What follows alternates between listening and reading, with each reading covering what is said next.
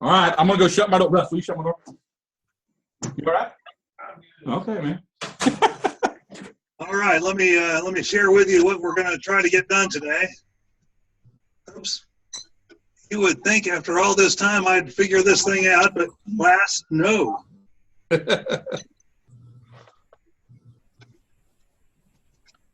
All right. All right, so no need for introductions. We all know each other. We'll do some good things. We'll do the presentations. We'll talk a little bit about the course reflection. Things that we were going to talk about over the course of this course, things you thought maybe were left out earlier or wanted more emphasis on. We'll talk about those a little bit. We've hit some of the personnel items. We'll hit some more stuff on what to ask in terms of checking on references. We've talked about court cases, and a couple of other key topics I want to bring in. We title funds. Any construction issues you might have, Dr. Schutte is available and willing to help you with those, so give him a call or drop him an email. We talked about negotiations.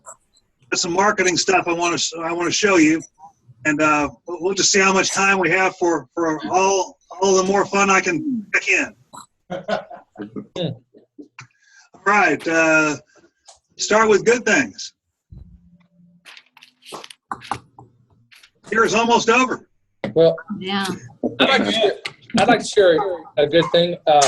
My high school English teacher and speech coach visited me from Locust Grove, Oklahoma this week. She's 78 years old and health declining, but she drove 5 hours here to spend 2 hours to see what I was up to and drove 5 hours back. And so that was very special to me. I'll share that one. Hey, that's great.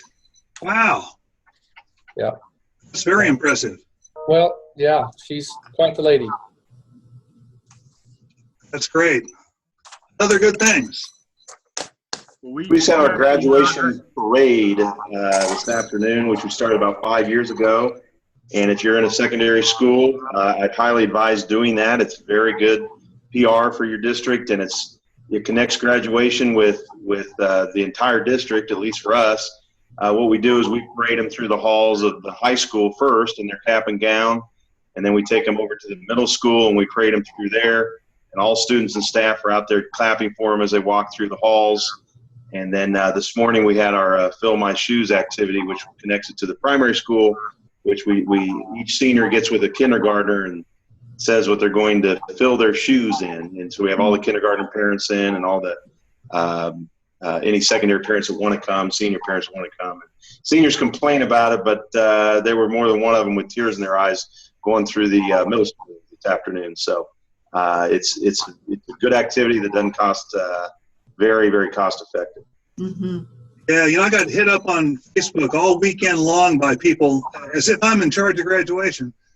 Showing a picture of some guys and gals walking down the halls in, I think it was red gowns and caps, and why don't we do this? And I'm thinking, well, I'm not the high school principal, first of all, and then it's a little more complicated when you've got 6 elementary schools and 2 middle schools, and Oh, yes.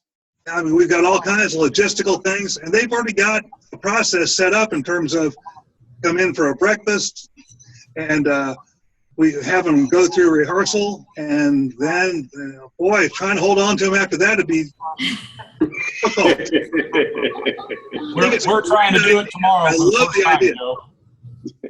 Yeah, we're going to do it. We got a building right down the street here across the parking lot. We're going to do it tomorrow for the first time with our seniors after graduation practice in their cap and gown. So hopefully it'll go well. If it doesn't rain.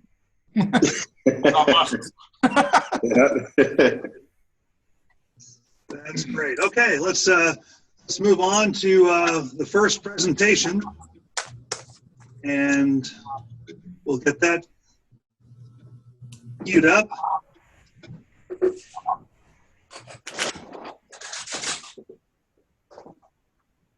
Okay, Joan, you're on. All right. I spent some time talking to a couple of different districts about their mission, vision, and strategic plans. I spoke with Clark Weedle over at Haven. He's a first-year superintendent over there. I spoke with Mike Berblinger over at Bueller, and I spoke with Dave Grever over at Cheney. And then, of course, I have mine. I've only put 2 of them on there, but it was really interesting.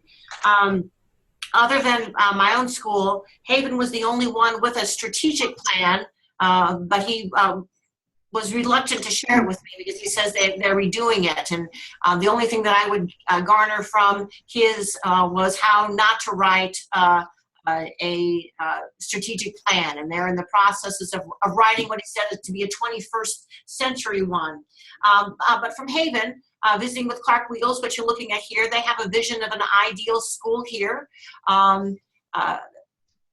And there's a lot of good stuff here. There's just a lot. And what he did let me know is he inherited this. And if you'd hit the next slide for me, please. And then this is their mission statement, kind of 9 bullet points. I think that a lot of the things that you see in the mission statements is, stuff that we talk about and is really, really pretty good. This is stuff that he inherited. And they do not have a strategic plan over there, but when I visited with Clark, he was interested in starting one. And at this point in time, he hadn't really moved anywhere to start to do any of that. But he was interested in wanting to visit with me more as I was working on this project. My next slide is Bueller. And what I have here for you is their mission and their vision statements, and just some quotes from some conversations that I had with Mr. Berblinger. And they have 6-word mission and vision statements. And I like this because I think maybe you would use them. I'm thinking that a mission and a vision statement that is something you can say concisely might be something that you might talk, that you might use more often. He did say that they use them for good, not so good, and this kind of made me laugh. He goes, yeah, there are people that every time I say anything say, that was an exceptional experience, which made me laugh because I could see my staff doing that.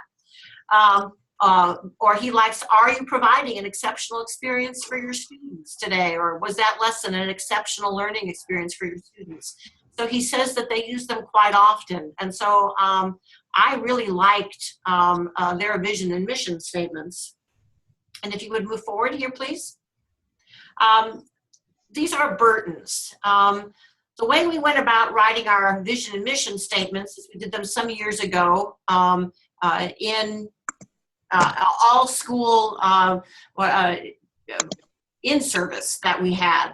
And we all fit in one relatively small room. We break up into groups, and we had different ways of coming up and writing the mission and vision statements. We put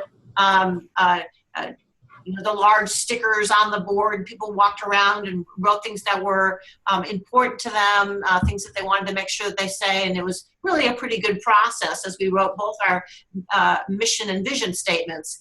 And while every teacher has a copy of them to hang on the wall, and I've purchased plastic covers for, like a notepad that has our mission and vision statement on them, I really think that if they were shorter, we might use them more. So visiting with Mike Berblinger at Bueller really kind of made an impact on me. Now, the next slides that I have, and I'm not going to look at all of them, is actually Burton's strategic plan. We sat down as a district with the members of the community and other stakeholders in 2014. We used KASB as guidance. So Gary Seacrest came and worked on this with us. And the next slide is basically kind of an overview of how we put all of this together. We had definitely had, we had teachers there, we had Board of Education, we had administration, staff, patrons, and we put all of this together. Gary Seacrest came in, Mr. Sharon reviewed and gave us all different information that Mr. Seacrest had asked him for before he got there. Mr. Seacrest kind of broke us into committees, and the committees were really a mix of all different kinds of people. We did a SWOT analysis, and walked around, reviewed common themes. And then I think at that point in time, he left, put different things together. And if you look at the next slide, he came back and we put together 5 themes and goals, and accountability and a timeline for each one of these goals. And if you look at the next one, where I believe the first slide up here is just kind of this community accountability. And these are timelines and different things that we try to go back to and take a look at everything. But we have different strategies that are listed here. Who's responsible for those different strategies, and what the timeline is. Sometimes they're ongoing, and sometimes they have a specific date or a specific semester. I'm going to have you kind of scroll on to the next one here. This is a technology. It was through this that we were able to kind of help put our one-on-one iPad initiative in place. And so this really helped with some of the ideas and things that we had in the building, getting that community backing by going through the strategic plan. And if you would scroll again, this facilities one here was, to be truthful with you, is the reason why I think our bond issue passed with an over 73% approval rating, which is kind of unheard of when you're trying to raise people's taxes. And we had a lot of people from town a part of putting the strategic plan together. And so a lot of them knew some of the things that the school needed, because, during breaks and stuff, we would walk around. We walked out to the track with people who hadn't really walked on the track. We walked and used the elementary bathrooms and really kind of showed people around the building when we were doing the strategic plan. And everything, the strategy, replacing the track, the windows, the restrooms, the gym, all of those are things that are right now, we're in the middle of that bond project. And I truthfully, the strategic plan really helped pass that bond project. You see a thing here for learning environment kinds of things. Once again, the responsibility and the timeline. While this strategic plan is still relatively new, one of the things that I see myself doing when we're finished with the bond project is sitting down and deciding whether or not we just want to update this one. We want to put new things in place with this one, or if we want to sit down as a group and kind of start the entire circle over again, perhaps as formally as we did the very first time with Mr. Seacrest. I can tell you, having gone through that experience and using the people at KASB really helped guide, keep everybody kind of on track, and really help us put together something that I feel is very usable. I know it's usable because we use it quite a bit. We refer to it when we are in administrative meetings. Like I said, that's 2 of us, but we talk about where we are with things. We visit with the school board about it, can kind of take a look at and say, this is happening, or this isn't happening, and this is why, or we're trying this and this was a really bad idea, and this is why this isn't, this isn't working. But the strategic plan has really helped give a really good focus and a really good, helps me and Mr. Sharon both stay focused on some of the things that we know needed to happen, and gives us a great way then to meet back with people in the community and let them know where we are and what we're doing with things. So anyway, there is my mission, vision, and strategic plan analysis. And this is, basically kind of the same thing here in that. So. All right. Any questions for Joan? Yes, Joan, I do. In a small school, with this mission statement, are there really, let's say, 3 to 4 items that you focus on more than others? Yes. Yes. And that happens too with the strategic plan. One of the things in the strategic plan was pizza and police. And we had this great idea to have one of our local police officers come in for lunch once a month and have different groups of kids, come through and eat pizza with them. And that sounds like a really great idea.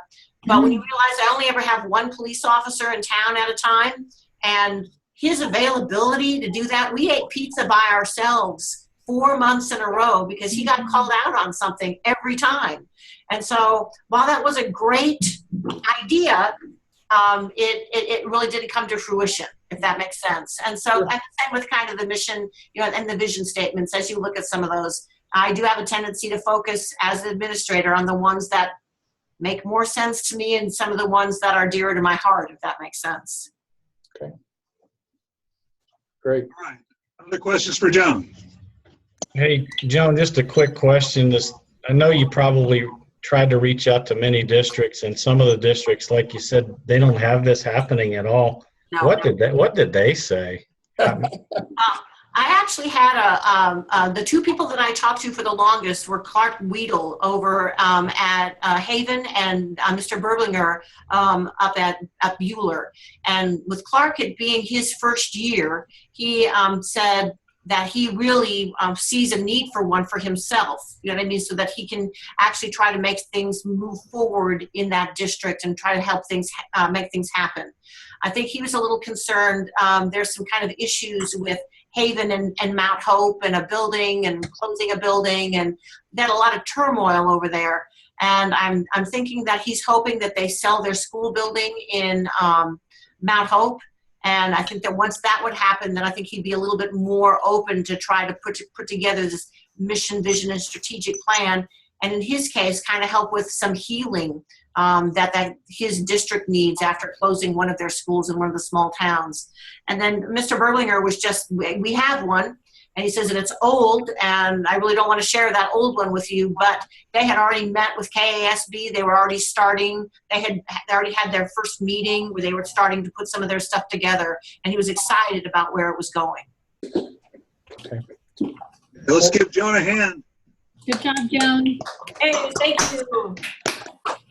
Who would like to go next? I'll go next. Who was that? It's Joe. Oh, okay. Sorry. I was on mute. I tried to beat you to it, Joe. Stupid mute button. Hey, Joan, I noticed it took you a while to figure out that cop wasn't going to come up for pizza. You just kept having it for 4 months. kept having that pizza. Cut you off, man. I think she's gone. She's All already right, I'm out of here. She's not even there. She had to go to baccalaureate. Oh. All right, Joe, you're on. Well, I noticed that Joan was just under 10 minutes. I timed her, and so I'm going to do the same thing, and I'll make sure I do that. I've got several slides here, but I'll go through them relatively quickly. Here in USD 440, we have to have a objective with every single thing that we do, and so I wanted to stay true to that with classroom instruction that works. So there's my objective right there with those three districts. And the first one we'll start out with, if you want to go ahead and move the slide, is ours, and you go to the next one. You know, I like our mission statement. I'm sorry, go up to our mission. Our mission statement, I like it. It's, I think what I'm looking for with mission statements are something you can remember. You know, Joan mentioned that people at Bueller, I'm trying to remember the word she used, they knew what it was, though. And when you get people starting to use it like that, as long as it's not too much of a joking matter, I think you've been successful in that people know what your mission statement is. But ours is simple and I think easily remembered and short, and I think that's, personally, that's what I would like to see. You can go to the next one there. A little bit of a history behind our core values. This is something we did back, a book study about 10 years ago with the book Gung Ho. It was given to all the district teachers and all staff, everybody, and we met for several professional development days and worked out these core values. And, you know, we were on a pretty good road there, I felt like. But then we had a unilateral contract that was issued in June of, I believe, of 2008. And let me tell you, the core values kind of went out the window and became a little bit of a running joke. I had to, this is still our core values, but it's something certainly we do not refer back to much. I found this relic hanging there. So, okay, we can go on. The vision of USD 440, Again, I think the mission statement is well known. I don't think the vision is well known at all, actually, but we do have one. It's just not alive. Okay, next one. This is something that we created with the help of Doug Meckel from KASB. I'll tell you, we put a decent amount of work into this, but I felt like it was one of those documents that came together. But again, the word I would use is it just did not come alive. It's not something that we measured. And you guys know what the old phrase is on that. If you're not going to measure it, we're not going to learn a lot from it. But is originally up in all the classrooms. I just personally think there's too much there. It was good to go over these kind of things. We just needed to narrow it down. Okay, next one. This is a new strategic plan that was started this past year. This did not involve KASB. And again, you can see we're just getting started on it. And so we haven't, not a lot we've done there other than establish 5 different focal points. Okay. And so I guess my thoughts on ours, I like our mission statement. It's really simple. The awareness of our vision is not there. And so if you're going to have a vision statement, you got to have it be something that's meaningful. I think what Joan said, you got to involve employees, the board, patrons, and we didn't do that. And I think it shows there. And I would say doing a decent amount of research on this, like all of us have, there's an inability for me to locate some of our things. And if they're not public and they're not on the website and they're not in offices on all the schools, classrooms, and people don't know what those are, then that's something we got to do a much better job of here. And I would also say this, we need one place for all 3 of them. Looking at Goddard, USD 265, I looked up their website. It was very easy to find everything on their website, and our website right now needs a lot of work. So there's some good things with ours, some things that we really need to focus on.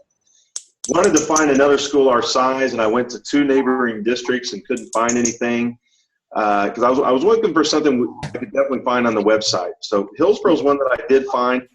Also found one on Silver's website too, but I decided to use this one. There's their vision there. Personally, I think it's probably too long. It's not something that can maybe be remembered as well. I called their assistant principal there at the high school, Robert Rempel, who I know pretty well, and I just said, hey, tell me what your vision is. He said, what?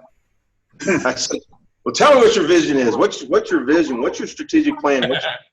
He said, what in the world do you want to know that stuff? And so I told him, and he said, hey, I don't know how it is there. He said, that's something that we probably got to work on, making it become more alive, and kind of like I talked about here in Halstead. But I think their vision is something that's it's just too long there. Okay, next slide. They have a goal statement. Again, it's right on their website. It says on there that they're going to, the end there says 1 to 3 years, but it also says the goal statement, I guess, was made in 2012. So I don't think it's something they've revisited here for a little while. Now, I don't know what measurement there is for it. The assistant principal didn't know it, and that's probably not as alive as you'd want. The goals were good, and you can go to the next one, Dr. Berg. That's what it actually looks like, and I mean, if you look at theirs, people first. I love that. It's a simple phrase, and I like what they did there, and I also like the parent-community collaboration. But again, I just think I'd rather focus on 2 or 3 things and really hammer those things hard and make sure you measure it and make sure everybody knows what they are. But the next one. And then my thoughts, I thought the mission statement was too lengthy. And again, I like 2 of those categories really well. It's very easy to locate their stuff right on their website, along with your exit outcomes, which are fairly lengthy. So I thought that was good. They had them on their website. Okay, and then I wanted a larger district just to get an idea. And the first one I looked at was Goddard. And sure enough, it was very easy to find. I really like their mission statement a lot. Mm-hmm. I think that's really simple, and I think I just like that a lot. That's just my personal opinion. And next one, the core beliefs.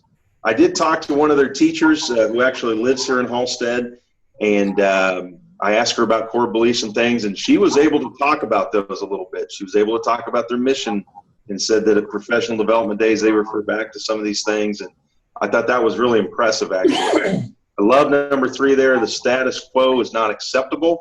I put ... that these are longer than what I put there, but I just put the general idea of all 5. But I really like number 3, and I really like number 5. I'm not sure how you can have you've got to incorporate in this day and age, and really before this day and age, a safe environment. It just cannot be understated. Until you have something that happens, then you realize maybe you could have focused on it more. Okay? And their website there, and you don't need to pull it up, Dr. Burke. I was originally going to have you do that, but if you want to go to their website, you can do that, and it's really easy to find. And I'm just touching the edge of all the stuff that they have on there. They may have a little bit too much. Again, I just like it more simple, but boy, yeah, I think they talked about pride, growth, and excellence. Those were their 3 words: pride, growth, and excellence. And then they had categories under each one. So they do a nice job with that. Thoughts on Goddard again? I love the mission statement. Safe environment is, you got to have it in there, in my opinion, and then very easy to access. And to me, all these, the vision, the mission, the strategic plan, if they're not easy to access, they're not alive, then it's not something you measure. Those are my thoughts on those things. You've got to have them out there. Just really quickly, I've got 1 minute. Successful high school graduate. This is something else that I think that we got to do a better job in our district of promoting. And then the next slide. I love this slide from KSD. They actually don't put it out that much anymore. It's from a few years ago. But I love this. This says to me the state assessment is not everything. And we all know it's not. And I like what they've done with that slide. I just think it's a great slide. A successful high school graduate incorporates a lot of those things right there. And that's it. And I do have a senior honors banquet tonight, Dr. Burke, starting here in just not too long. Okay. Senior parents. So I will be heading out here in a second too. All right. Joe Hand. Good job, Joe. Joe. Good job, Joe. All right. Who would like to go next? I would. All right. That was Matt. You bet. I'll go. I have a few important phone calls to make here this evening. Well, Matt, Dirty dog you. we'll defer to you. No one wants that job. Oh, okay. Mine is not nearly as long as those guys. So Okay. Which email address did you send it to? I think I sent it to your 261 or your Hayesville one. Okay.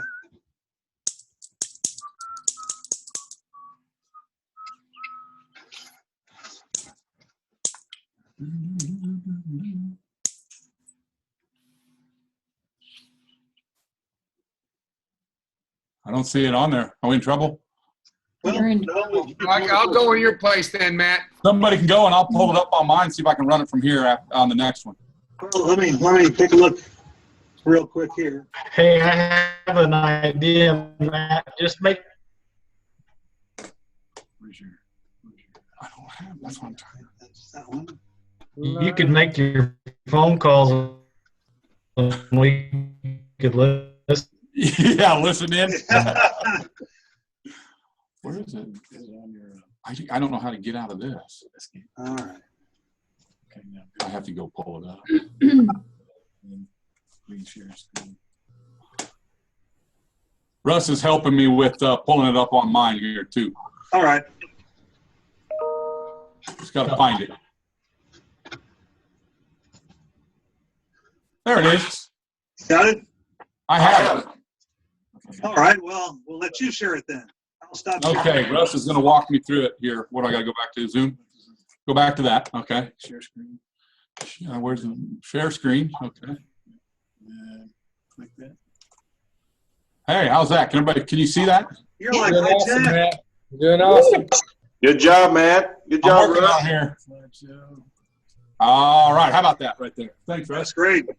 Hey, if you're trying for extra credit, I don't know. I am not trying. Trust me, dude. One thing I'm not known for is academic prowess. I'm gonna tell you that right now. So, I just have a good assistant. So you hire good people, and they make you look good. I make him look awfully good. I compared 3 different districts. I compared Frontenac, which is a district of around 800 students. Then I had Mays, which is around 7,000 students. And then I did our own, which is roughly 1,200 students. So it was really neat to kind of look at their plans and talk a little bit about it. Frontenac had a guy come in a long time ago, and they met with KSB and the board and the superintendent, and they came in and they started that process. And after going through it one time, the superintendent there said, you know what, we could probably do this a little better than taking the time to have special meetings. So, you know, I'm going to move this out of the way so I can see here. They mission statement is right there at the top. They're dedicated to provide educational foundation, developing student potential. Then they have 8 goals that they're committed to. You know, I'm not going to sit here and read them all to you. They're your basic similar one. They talk about developing a facility plan. They talk about, you know, trying to have the highest level of achievement for their students. And then, like all of us, they struggle with, but it is on there, hire and retain quality teachers and administrators. And the thing that I like there on the end is not accept anything less. You know, well, we all try that, but I mean, I know sometimes you don't want to accept anything less, and sometimes your pool isn't as deep as you need it to be. So those are good bullets to have and things to be committed to. So that was Frontenac. Then on Mays there, you know, they have this huge website, and a good friend of mine is the principal at Mays South, and I asked him about this, and he kind of did the same thing. What do you need all this stuff for? You know, do you know what you're getting into? And I said, yeah. They have a huge undertaking there at Mays. They've been working on their they call it Journey to Excellence. They've been working on that for 13 to 15 years.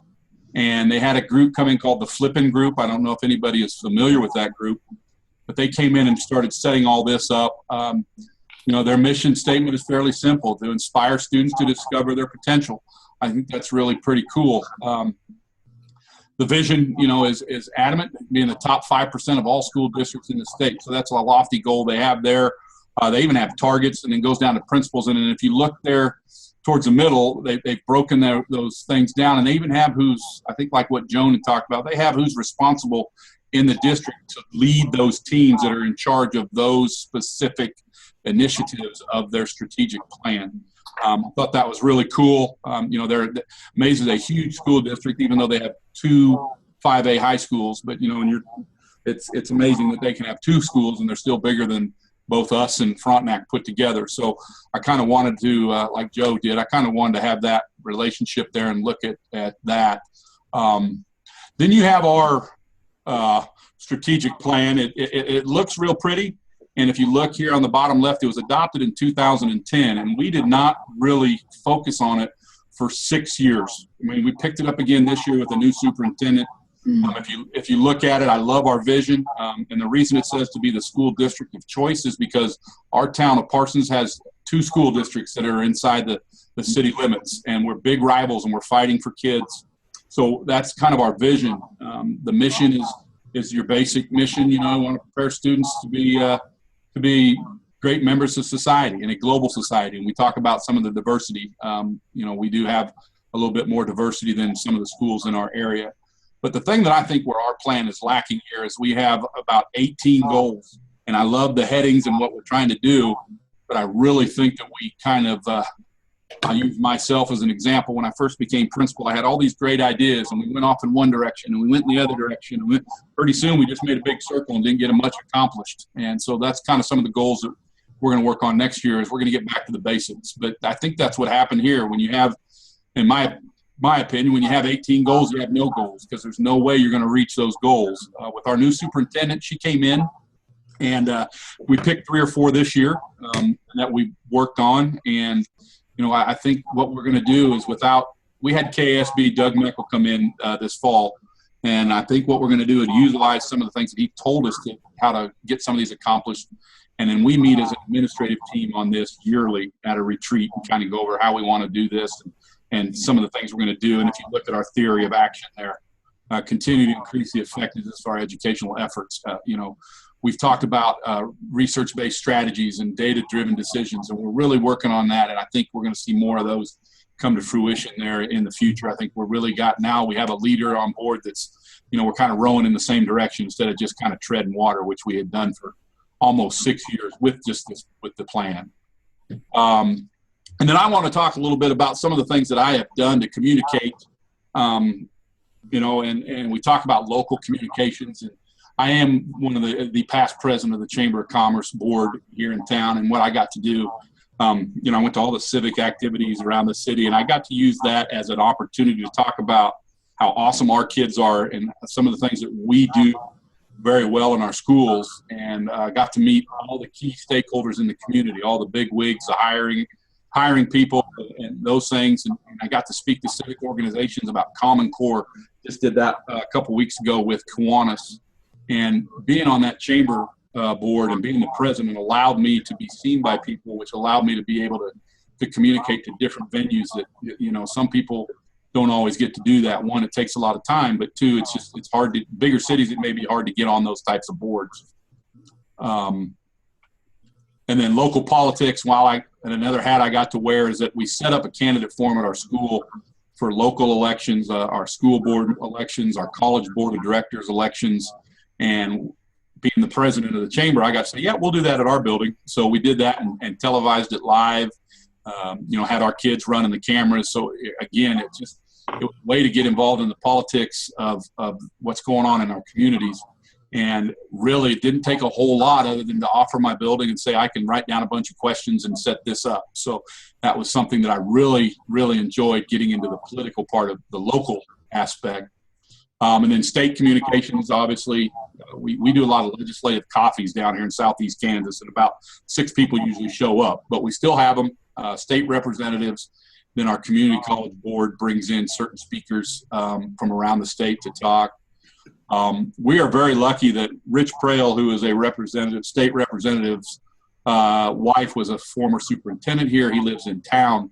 And one of the things I got to do early was when they were talking about, decreased funding with Senate Bill 155, our CTE department is so prominent here. I was talking about the kind of monies that we would lose and what that would mean to our kids. And that led to him talking to Congresswoman Lynn Jenkins about, what Senate Bill 155 means to towns like Parsons and some of the other smaller communities around here that have those programs.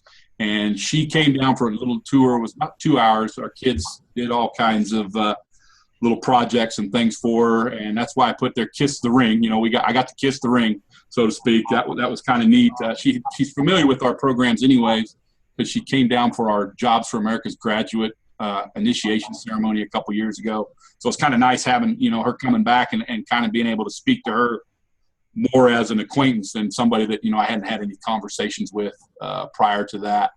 And then in closing, I use this saying every chance I get, and anytime I speak to the public or the community or anything else I can do, is that I truly believe that USD 503 is the place to be. And I put that on any kind of letterheads and things like that to get that out.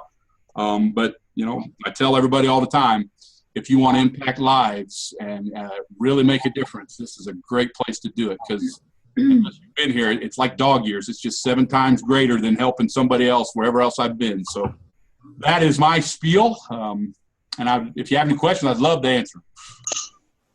Questions for Matt? Give Matt a hand. Good job, Matt. All right, good job, man.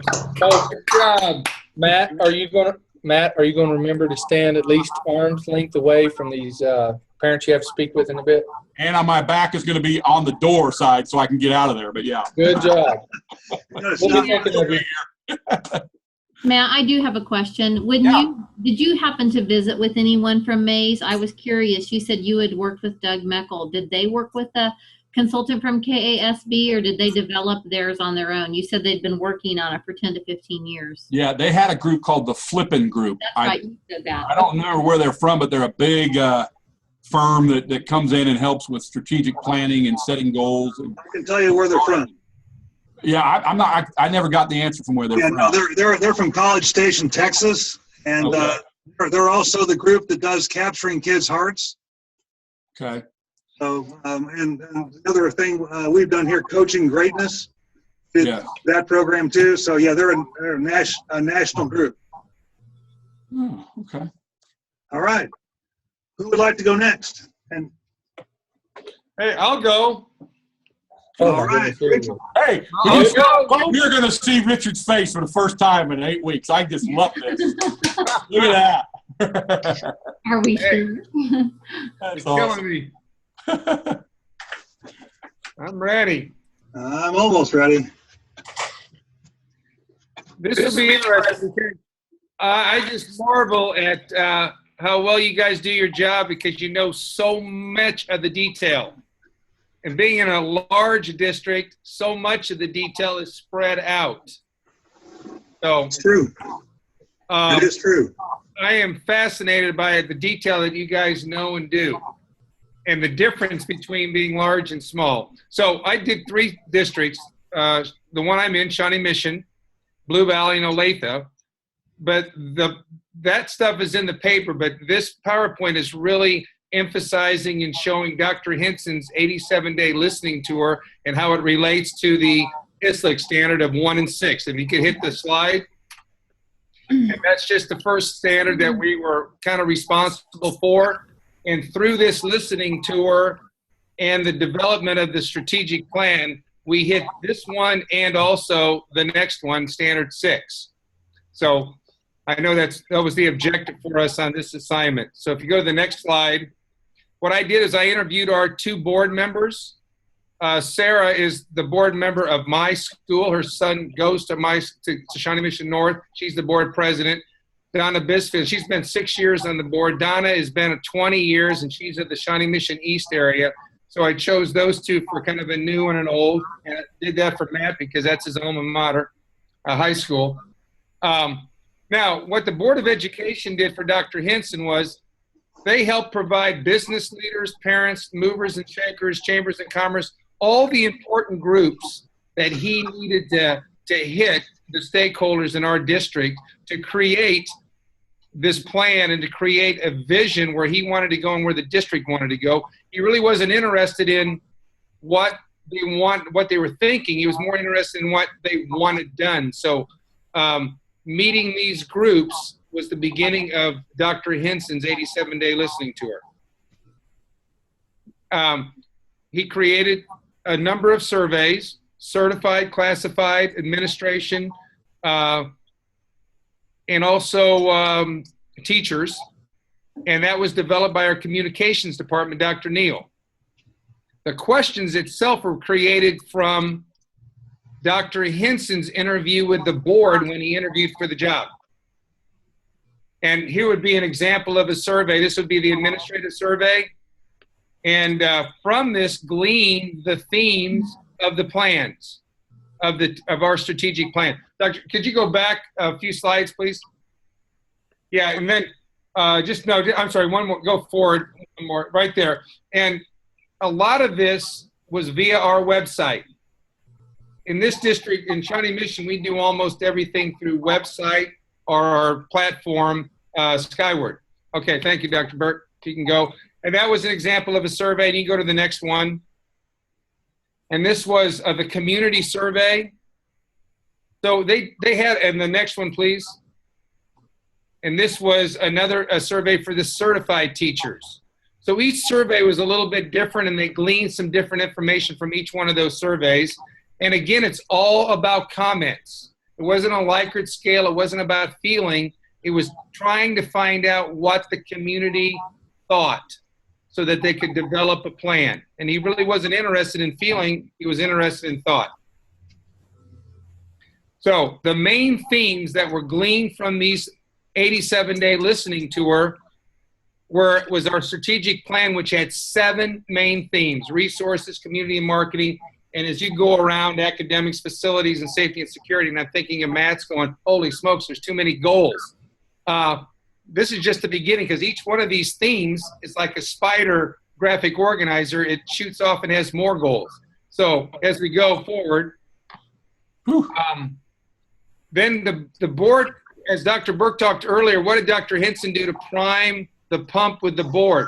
Well, he created retreats of going over those surveys. He took them to conferences, field trips to other schools. They did a lot of professional development. Dr. Hinson sends the board weekly literature. Yes, and there's the advantage, the book study that Dr. Burke just showed us. So kind of like Dr. Burke always sending board members things to read, this is exactly what Dr. Hinson did. He's always pushing the board to be current in what's going on in the district and surrounding districts and even nationally. So that was how he kind of primed the board to get on board with this strategic plan. Now, when I interviewed Dr. Hinson, this is really interesting because he doesn't really believe in mission statements or vision statements. What he really believes in is that the key factor that everything has to be measurable. And his feeling is that it's irrelevant, the words, if they can't be measured. And our board doesn't have a mission statement. They have a philosophy, but not a mission statement. So everything in our district now is about SMART goals. And I heard everyone kind of talk about that, but not say it, but it's all about relevant, time, attainable, is it measurable? So everything here has to have a SMART goal. Now, in that 87-day listening tour, we have 5 attendance areas. We're about 28,000 students, and there's 5 high schools, anywhere from 1,300 up to 1,800. So we had to kind of balance each attendance area to make sure that he spent the same amount of time in those areas, talking to Rotary, Lions, Kiwanis clubs, Chambers of Commerce, and those stakeholders that actually have what is going on in those attendance areas. And then he opened it up to anyone that wanted to invite him. And in our district, Matt can attest to this, that East is very high SES. So they were probably the ones that had the most individual, small home type meetings. And in our district, whenever we have a bond or we have anything that needs to be pushed, we go to the East area first, because that's where really all the movers and shakers are in our district that gets behind the initiatives. I thought it was interesting because I saw it in Jones' PowerPoint, that the SWOT analysis. Dr. Hinson used that to look at our strengths, weaknesses, the opportunities, and the threats. And he gleaned some of that through that survey. So I thought that was, even though large to small, SWOT is still used as a quality tool to glean information out. And then the communication we talked about was the retreats and the focus on the themes. The strategic plan has morphed as that's an evaluation tool that the board uses for our superintendent. Is he making progress towards those goals? Which I thought was interesting too. And also the strategic plan was the initiative behind our $223 $3 million bond that was passed last year that came out of the strategic plan. And that was just a SWOT analysis graphic I showed you that I thought it was pretty interesting. Thought it might be helpful to see. Here is our strategic plan. And you can see the 7 themes, and then in each theme, there are individual SMART goals. But not everyone, it's not inclusive, it's somewhat siloed. For instance, safety and security is all handled through our Shawnee Mission School District Police Department, and that's with Chief Douglas. So he does all the school safety piece. The academic piece is where the building administrators are really active in their school improvement plan, has a lot of these. Everything we do has to be included in the strategic plan. A school can't have an initiative unless it's tied to the strategic plan. So our school improvement plan has to have these connections. So that is where we are, and it's fluid, meaning like for safety and security, we've already completed several of those initiatives. So now he's created new goals that will replace the others. Even though it's 10 years, it's always fluid. And most plans that I came across in Olathe and Blue Valley are 5-year plans. Ours is 10 years. This is the strategic plan in Blue Valley, which basically has 2 goals. That would be something you talked about, Matt. So Blue Valley has 2 goals that they really make wide. So it's more than 2 goals, but it encompasses so many other topics in there. Student achievement can be very broad. Behind, I don't know why that is, but behind that is Olathe's strategic plan and how they went about doing it. Pretty much up here, we're all pretty much similar. It's just a different methodology that we use to create it. We all have the stakeholder meetings. We all have the committees. We all go out in our communities. And up here in Shawnee Mission, there's 14 cities with 14 mayors. So it's a little bit challenging because Northeast Johnson County has so many individual cities and mayors and little political pockets, but we're all pretty much doing the same thing. And that's just Dr. Henson. A couple pictures of Dr. Henson at the one in the corner in the right-hand corner is when he's out at an open-air meeting. And that's our State of the District speech. He's up there in the top right-hand corner addressing administrators and the public. So 87 days, that's all he did was listen in his first 3 months of office as a superintendent. It was pretty fascinating. Yeah. Thank you for sharing all that. That's really good. Yeah. Really interesting. I think it's pretty cool, the difference between our districts. Yeah. Yeah, It really is. similarities.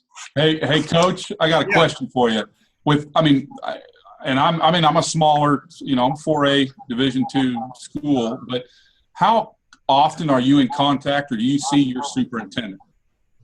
I see a lot more of his cabinet than I do him. Okay. I see a lot of our academic officer, Dr. Strike. Okay. I see a lot of the assistant superintendents because we have a professional development every Wednesday from 9 to 11:30.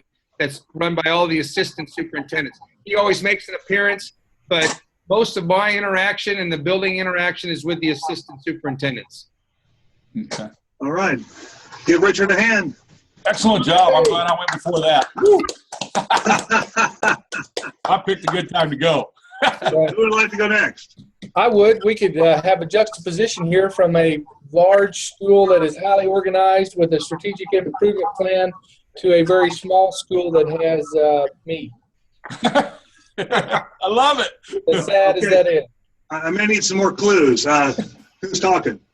That's Randy. Okay, just wanted to make sure. Yes, sir. And I can share my screen and go from there. All right, why don't you go ahead and do that? I'll stop doing mine. Okay. Oh, no.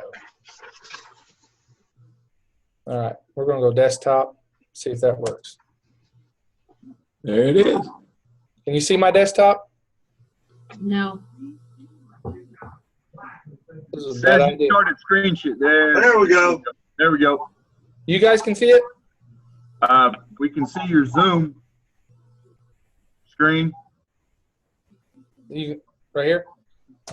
Are you? I'm going to try to download something. Sorry. The lady that helps me with tech said I was good to go. Waiting on her, right? Okay, never mind. Help me out, Brett. Where do I go from here? Did you send it to me? You hit your share screen button? I did. Yeah, we're seeing your screen. Have you opened your PowerPoint? Well, Get out of that one screen that you're on. I would close that out. Minimize that screen. Close that's that. good advice. I love you guys. I'm going to get rid of this one, too. What do you think? Yeah. Yeah, Okay. all you do is open your PowerPoint. Oh, we're on it. You guys are so good. Dr. Burke invited me. Great. There you go. Oh, man, we're on it. Now you're cooking with Grady. I see a That's sweet right. waterfall. Hey, I'm telling you, I don't have a cabinet. I don't have a cabinet unless you count my liquor cabinet at home. That's it. So this is me. Mine's under my desk, so don't tell anybody. I Oh, won't no, say it's our secret. if I can get this to open, I visited with the three strategic plans I looked at were there. I'm going to show tonight are Concordia, Burton, and ours. When I went to our superintendent and our board president, I happened to catch them at the same time at the same place. I said, "Hey, is there any way that I could see our strategic improvement plan? We don't have, I guess I haven't seen it." And the superintendent looked at me and said, "Well, our plan is to survive and open the doors." And I said, "Okay." And then they both thought it was a great idea that I go ahead and build us one. And I said, "Well, okay, we will do that." But Concordia's was very involved, and I was thought for a 3A, go back between I think 2A and 3A school, was very involved. USD 333, you can see their mission statement: engaged learning, effective teaching, and trusting relationships. And I like that. They were spot on, in my opinion. Here's their core values, and looking at your presentations and looking at others, their core values were all about the same, I believe. And we'll go from there. They list all the people that were involved in building their strategic improvement plan, and they involved a lot of people, a lot of stakeholders. You can see their site councils all involved. Here's their district goals, and they have a lot of them. I thought a lot for their size of school. I did like here how it's going to be measured. Again, here's the action we're going to take, who's responsible for doing that, the timeline, and then again, how it will be measured. So Coach Kramer, to go back to yours, your superintendent, feeling that the measurable one, how you measure it, is more important than, for example, your vision or your mission statement. But they had both pretty lengthy strategic improvement plan. And so a little larger school, I did go through every Heart of the Plains League school, called them, tried to find out if they had a strategic improvement plan. The only one I found was my friend and yours, Miss Joan Semino from Burton. And so, again, here we're on Concordia's, and looking, it's pretty involved for their size of school. So with that, I'll transition over to Miss Jones from Burton. I thought, well, school that's our size, see what they're doing. Very involved. I did call Joan and talk to her. I tried to talk to the superintendent, and I can tell you all the stories she's been telling us about him not being in the building were correct. I tried for a couple weeks to run him down, and I could have been chasing Bigfoot. But then again, kudos to Burton in that this was a process going through. I talked to our superintendent and board about KSB, and they said, no, get started. So I got started.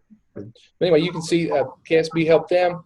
5 teams or goals that were selected. Again, school and community accountability, technology upgrades, facilities, learning environment, and increased curriculum opportunities. And I can tell you from coming from a 1A school, that's a lot because of your administrative staff and the people that are actually with boots on the ground trying to get things done. That's a lot. And so I thought it was great that they looked at that and we're trying to do a lot of stuff. Again, I like the way it was set up. Here's the strategy. Here's how it's going to get done. Who's responsible and what's the timeline. They tried to involve different stakeholders. You can see, your parent climate survey, staff training. Again, when they're talking about technology, for us small schools, and I know Burton, I've talked to them, going to this one-to-one iPad, in which we've done. So I really paid a lot of attention to Burton's and trying to build ours and trying to communicate what we needed and to look. Facilities, Joan has shared with us that means they passed the bond issue. Responsibility, we can take and just fill in Joan and go from there. Learning environment course, where the magic happens. Again, she talked about her pizza and pop lunch, and that's one thing that we're going to try to do. We do not have a police officer in town.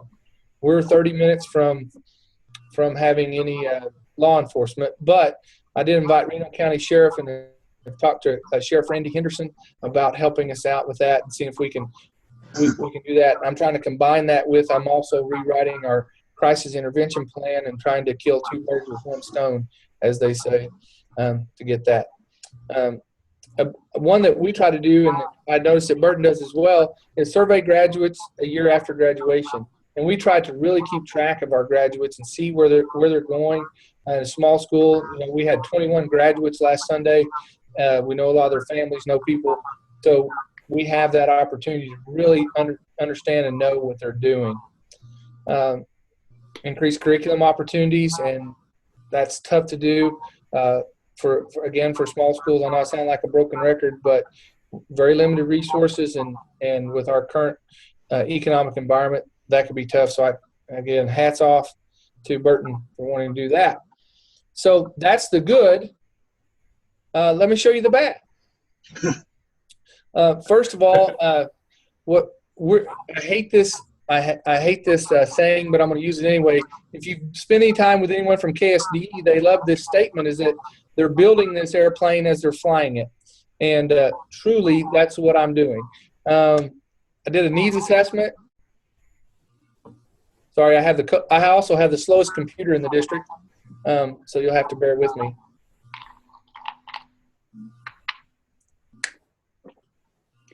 Come on.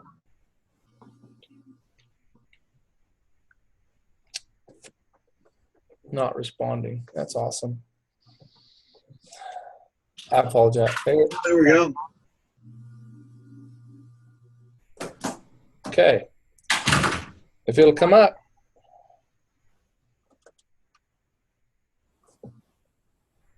Hey, we'll skip ahead because technology said they didn't want the other PowerPoint. But our strategic improvement plan for Pretty Prairie lets you know some information sources that I use. K-12 site councils. I'm in charge of all the site councils, K through 12. I also did a staff survey. I surveyed everyone that works in our district, whether they were a paraeducator, a bus driver, a cook, janitor, and our teachers. Surveyed everyone on really our culture, what our goals should be, what they saw as the key issues and key challenges that we have that we should be focusing on. Goals selected, and with our Board of Education and through that communication with all the stakeholders, they really wanted to keep it simple.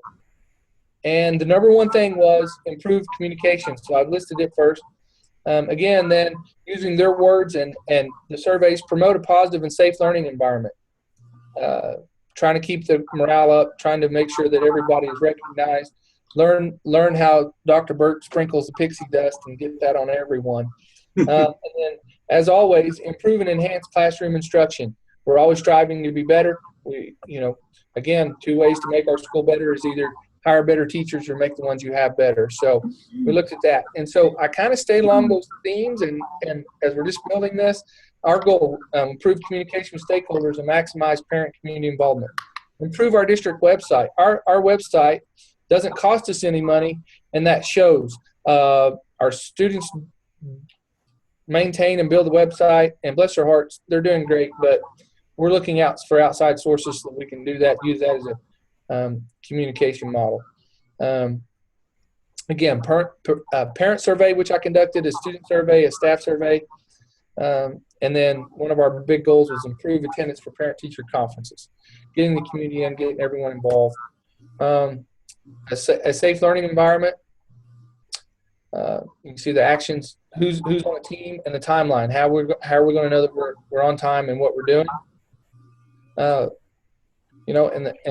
another thing, celebrate student staff accomplishments. Again, trying to go back and be positive. Focus on positive outcomes and results. Improve and enhance classroom instruction. What are we doing in the classroom? How are we going to know that we're doing well? We focus on differentiated learning, which I know you guys do across the state. Results-based staff development is a big key for me, trying to make sure it's not just something, it's a great speaker, and, we want those opportunities to get the teachers in front of great speakers, but based on their evaluation, walkthroughs, different things, is that what they truly need. Ensure all students are provided with career development and career exploration opportunities. One that we're really focused on, and an initiative I've taken on is we didn't know what PLCs were. In former classes, we've all went through this together. We talked about professional learning communities, and our calendar next year will reflect that. We are going to start our professional learning communities, and we're going to see if we can transform education with the use of our technology, and more specifically our iPads, just like Burton is focusing on, to see if we can get that done for next year. So again, we go from a lot of resources to not very many, and so I do apologize for that, but we're trying. And I was going to show you our needs assessment here, if it'll come up for me. Be good to me. There we go. Sorry. And on this, I had our mission, and this is our mission today, as it stands. But I think we're definitely going to change that. Pretty wordy, more succinct. We need something more succinct, something everyone can remember, something everyone can use, and that's what it is now. Parent participation, not a very big school, but I sent out surveys, and you have to remember, we have in our high school we have 80 kids, and we have a lot of siblings, and so when it says 23 surveys were returned, I was pretty excited about that. Being able to survey those kids in high school. We went on, doing different things, and teaching and learning is taking place, seek postgraduate, high expectations, using technology appropriately, focus on continual school improvement involving all stakeholders, academic standards. Are the kids excited, ready to go? What's our culture value? Are we promoting lifelong learners? Those type of things. Again, for a needs assessment, just trying to see where we're at, what people think.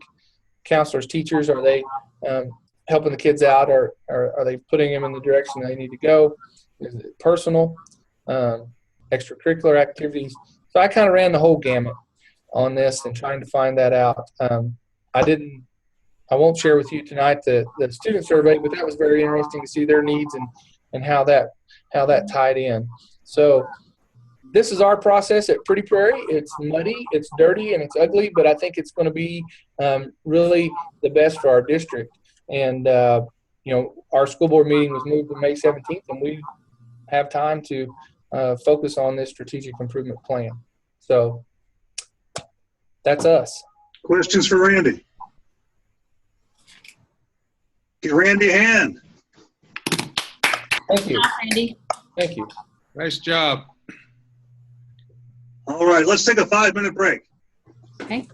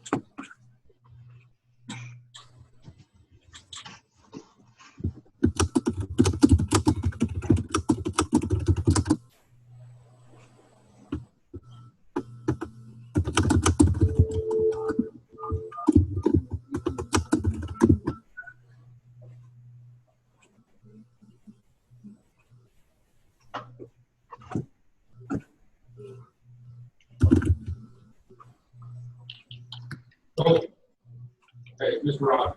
Hey, you did not pass it with well.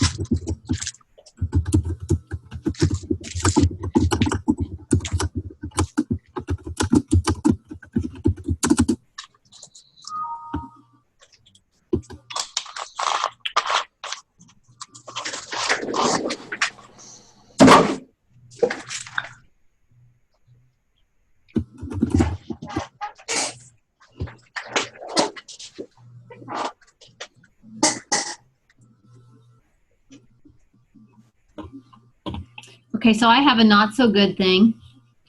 What's that?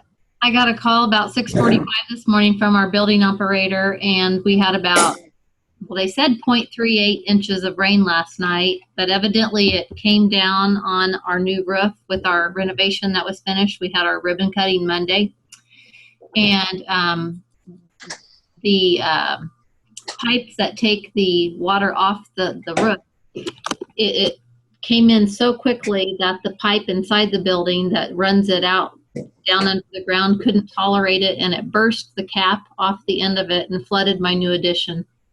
Oh, no. Yeah, so now I have all the baseboard pulled off and holes drilled about every 12 to 18 inches, and they're running fans in there to try and dry out the insides of the walls to keep the everything from rusting, and it's just an absolute mess. Wow. And very sad, because it was just, like I said, we had our ribbon cutting on Monday. Oh, no. Wow. But we had lots of help today, and now we're in the drying process.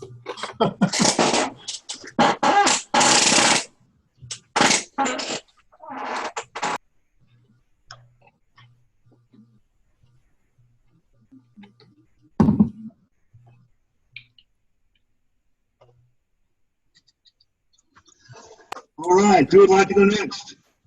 I'd go, Dr. Bird, Brett, Howard.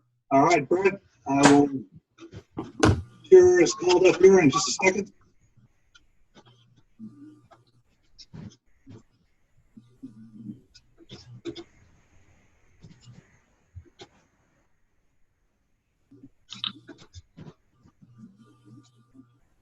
All right, ready? Yes, sir. Let's do it. Okay, I chose 3 districts, tried to go 1A, 3A, and then 6A.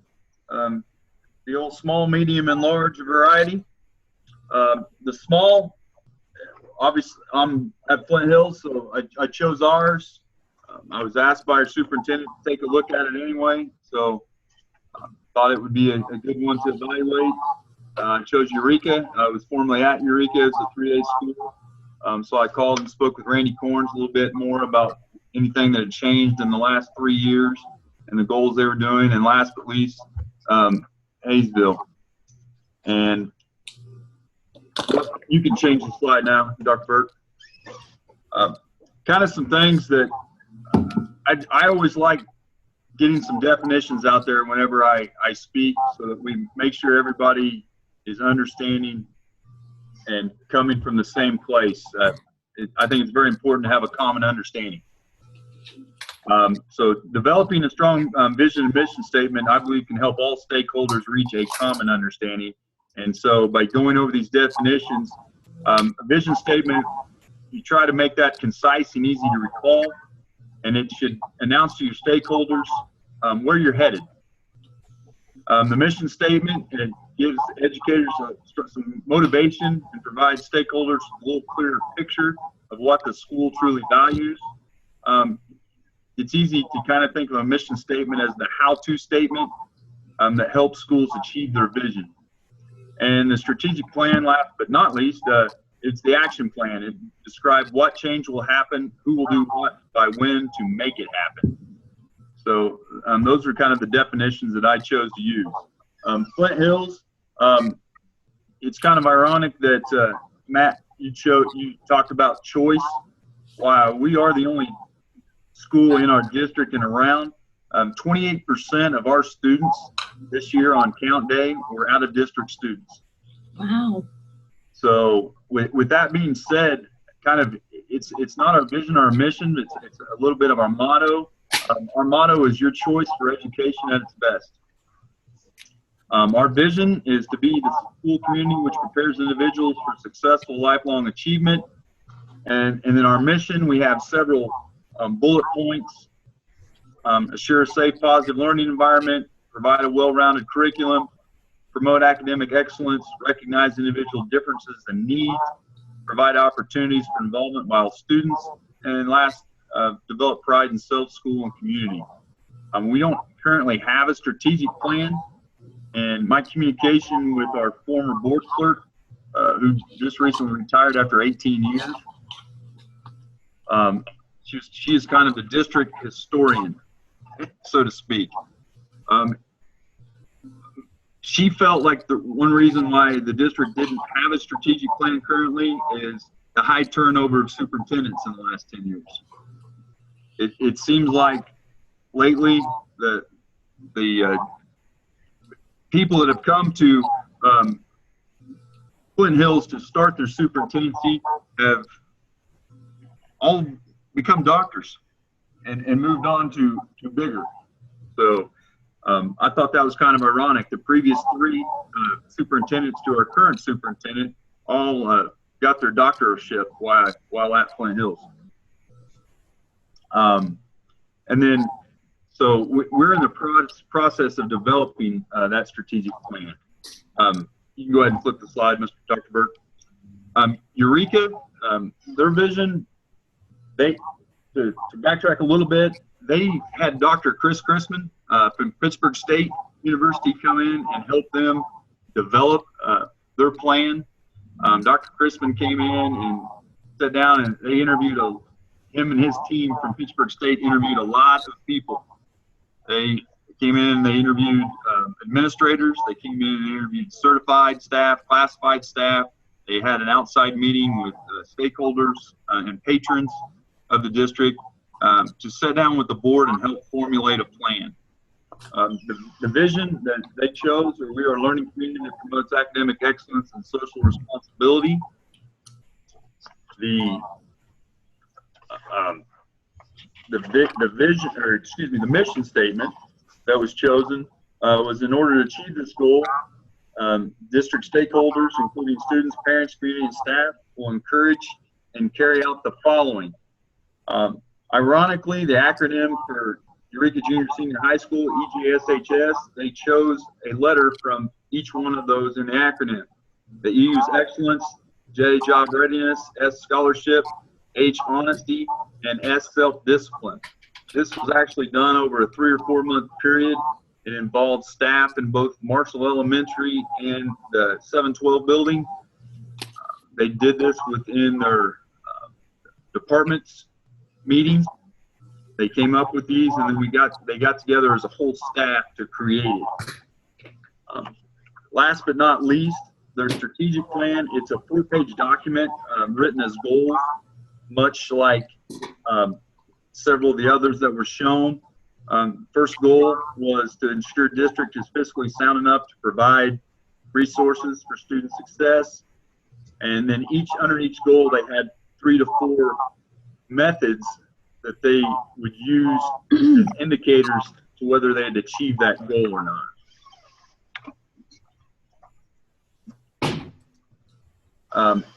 Hayesville campus, actually Dr. Berg shared this with us previously.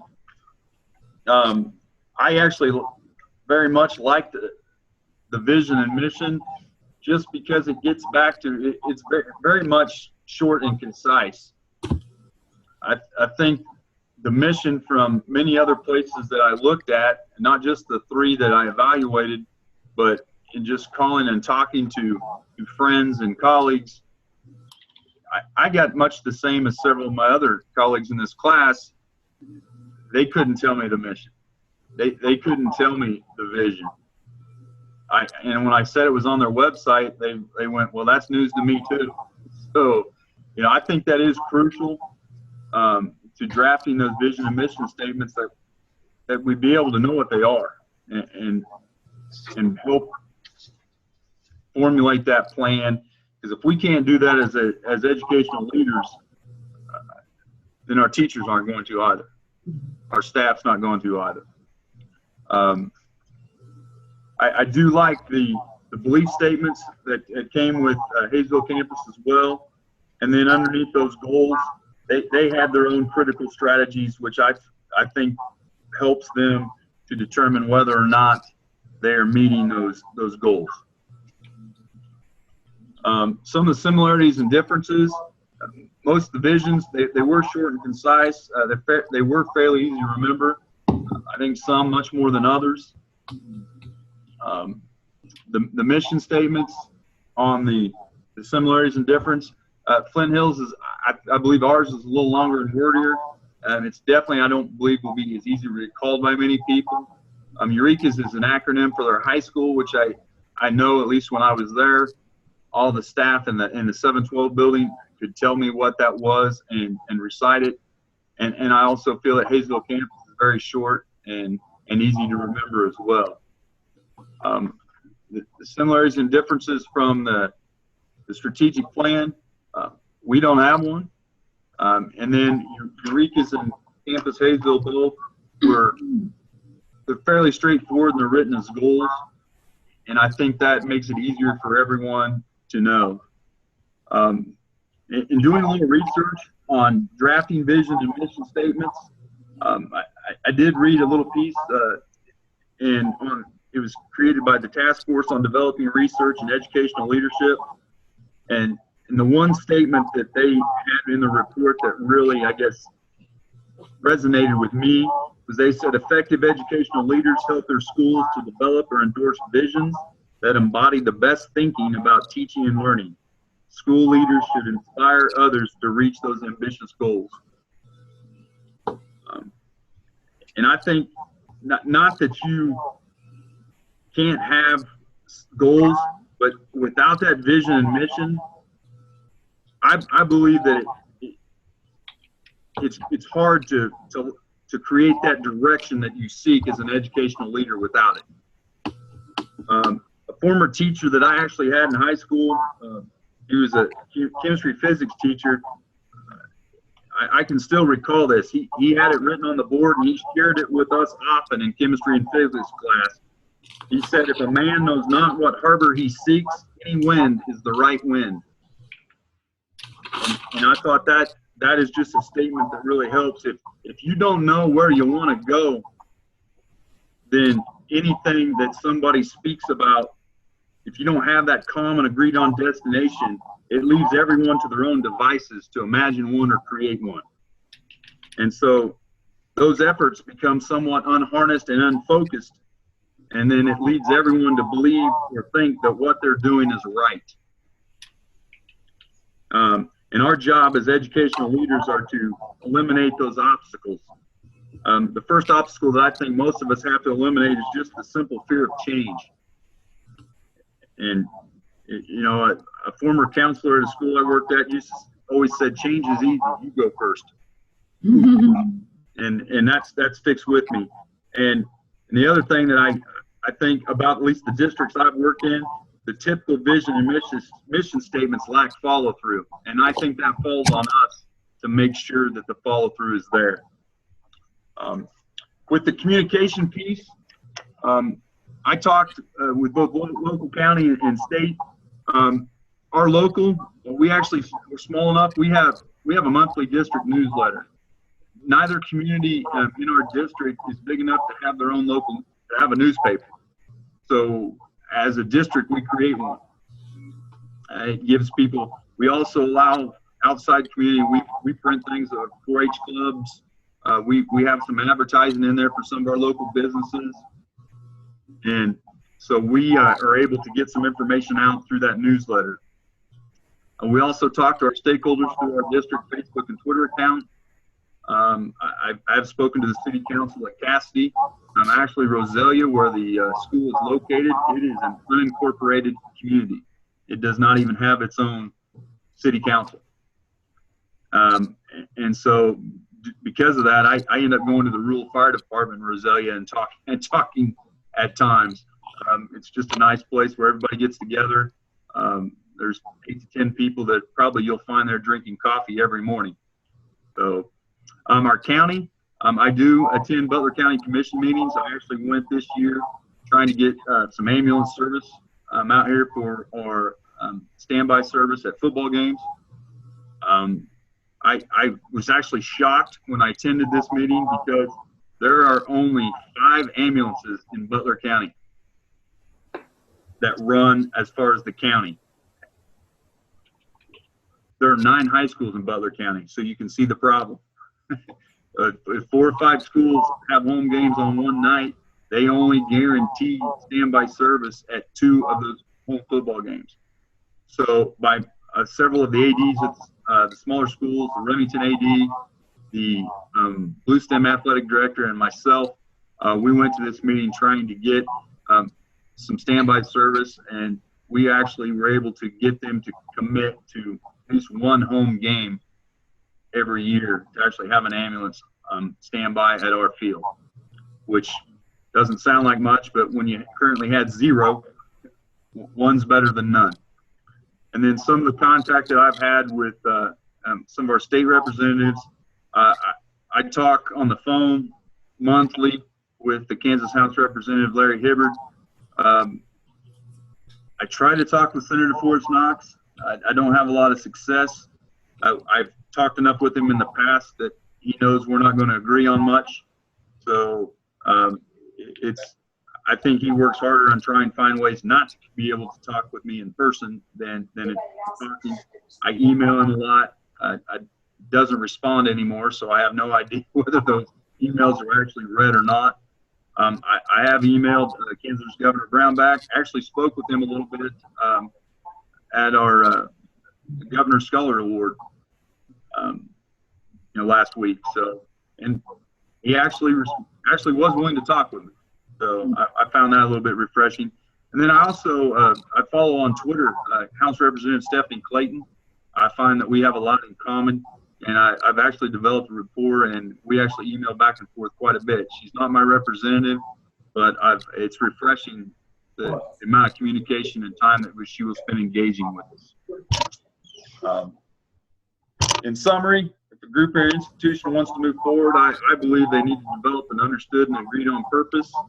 And then as we've all developed over building rapport, our communication is simply about that building rapport and relationships, and we must all take the time to do it. I know I probably went a little long, but that's my report. All right. Questions for Brett? Oh. You ever go to the old hat and have coffee there? What was that, Russell? You ever go to the old hat and have coffee, or is it shut down? It's still open, Russell, but it's there's not as many people there that you'll find at the at the fire department. Yeah. All right. Who would like to go next? I'll go next. All right, Russell. Right up here. Kind of process of elimination. You can hide, but I'll find you. Okay, you're on. All right, first of all, I have to apologize. I had some dental work done, so if I start slobbering in the middle, you'll have to deal with it. My first district that I looked at was Frontenac Schools. I spoke with Dr. Samanchek.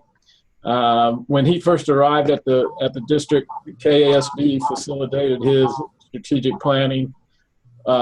He went through it one time, said, "Hey, I think I can do this." So he decided that he was going to facilitate that from that point on. He went to his board, and his board did not want to spend any extra time, any extra meetings doing the strategic plan. So they just take board meetings to work their strategic plan. He sends out packets and they read them. Then they work on the plan. Takes them a couple of meetings to hammer out the plan. Next slide. And you can see their mission is not too lengthy, kind of like everybody else's. Next slide. They do have 8 goals. I asked Dr. Simonik if that was too many. He said not really. They kind of concentrate on a couple of goals and then kind of trade goals as they go along. I don't know. Again, he's up for another revision of the plan, so don't know if the goals will change or if they'll pare them down. But that's Frontenac Schools in a nutshell. Next slide. I spoke to Brian Smith, superintendent of schools at Fredonia Schools.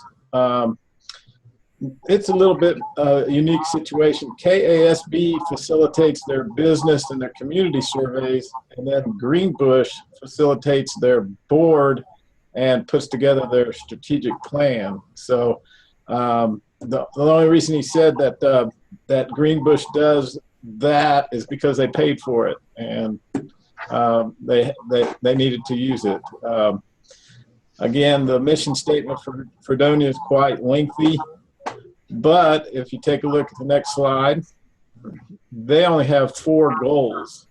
So they're a little more focused in their goals. And 4 of them pretty manageable. Next slide. And then I used our school, Parsons Schools, spoke with Dr. Martin, our superintendent. Matt talked about the way it started out, this very large, elaborate plan.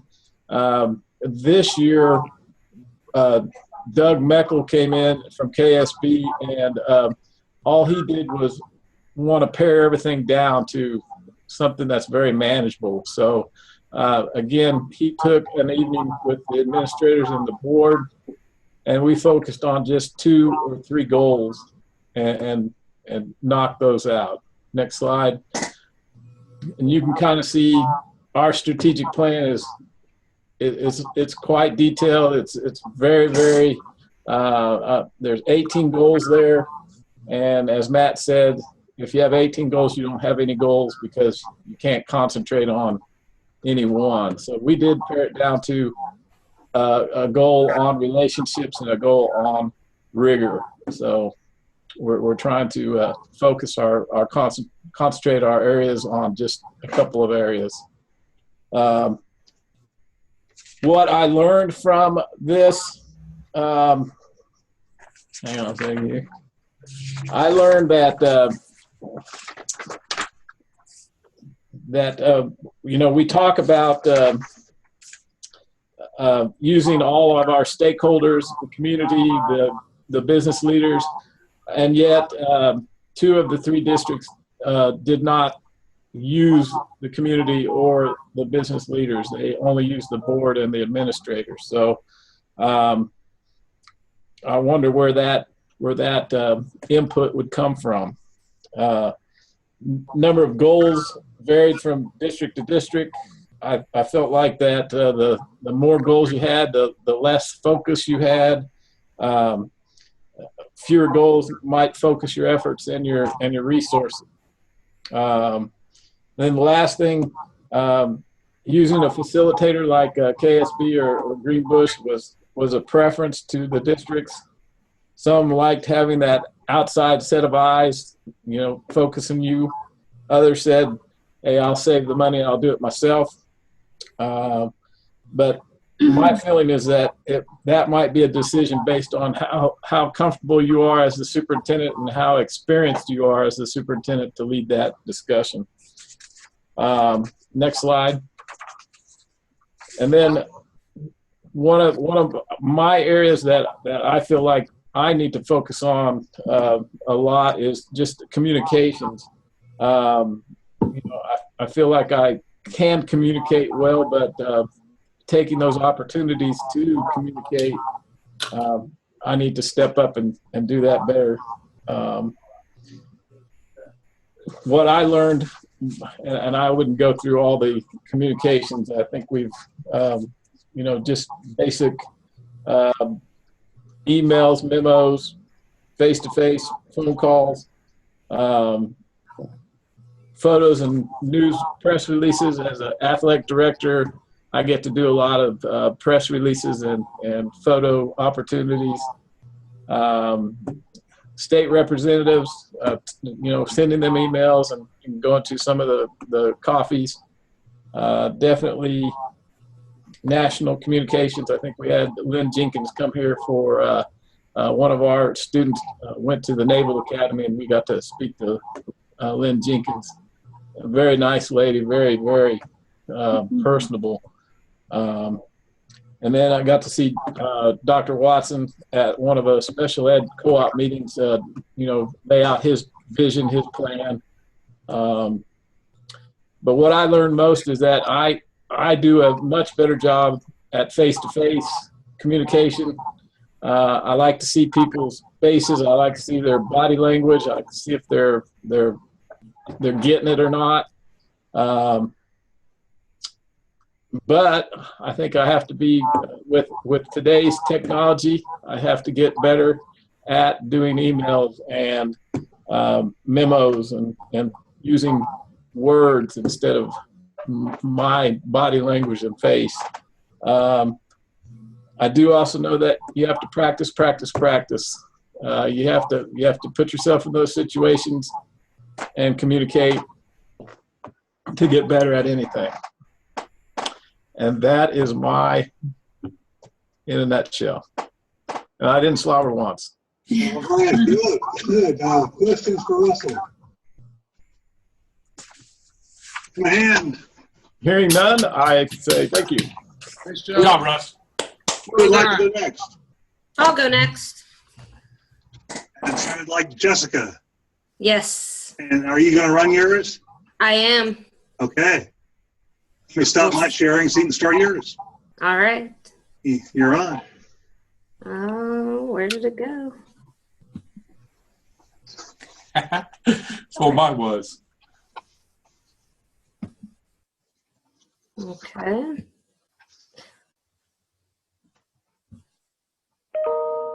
Can you see my screen? Mm-hmm. Yeah. Great. All right. So my presentation, I started out with just listing the standard that we were focusing on for the first part of this, which was vision, and kind of defining what that was. It's, a statement to express an organization's optimal goal and reason for the existence.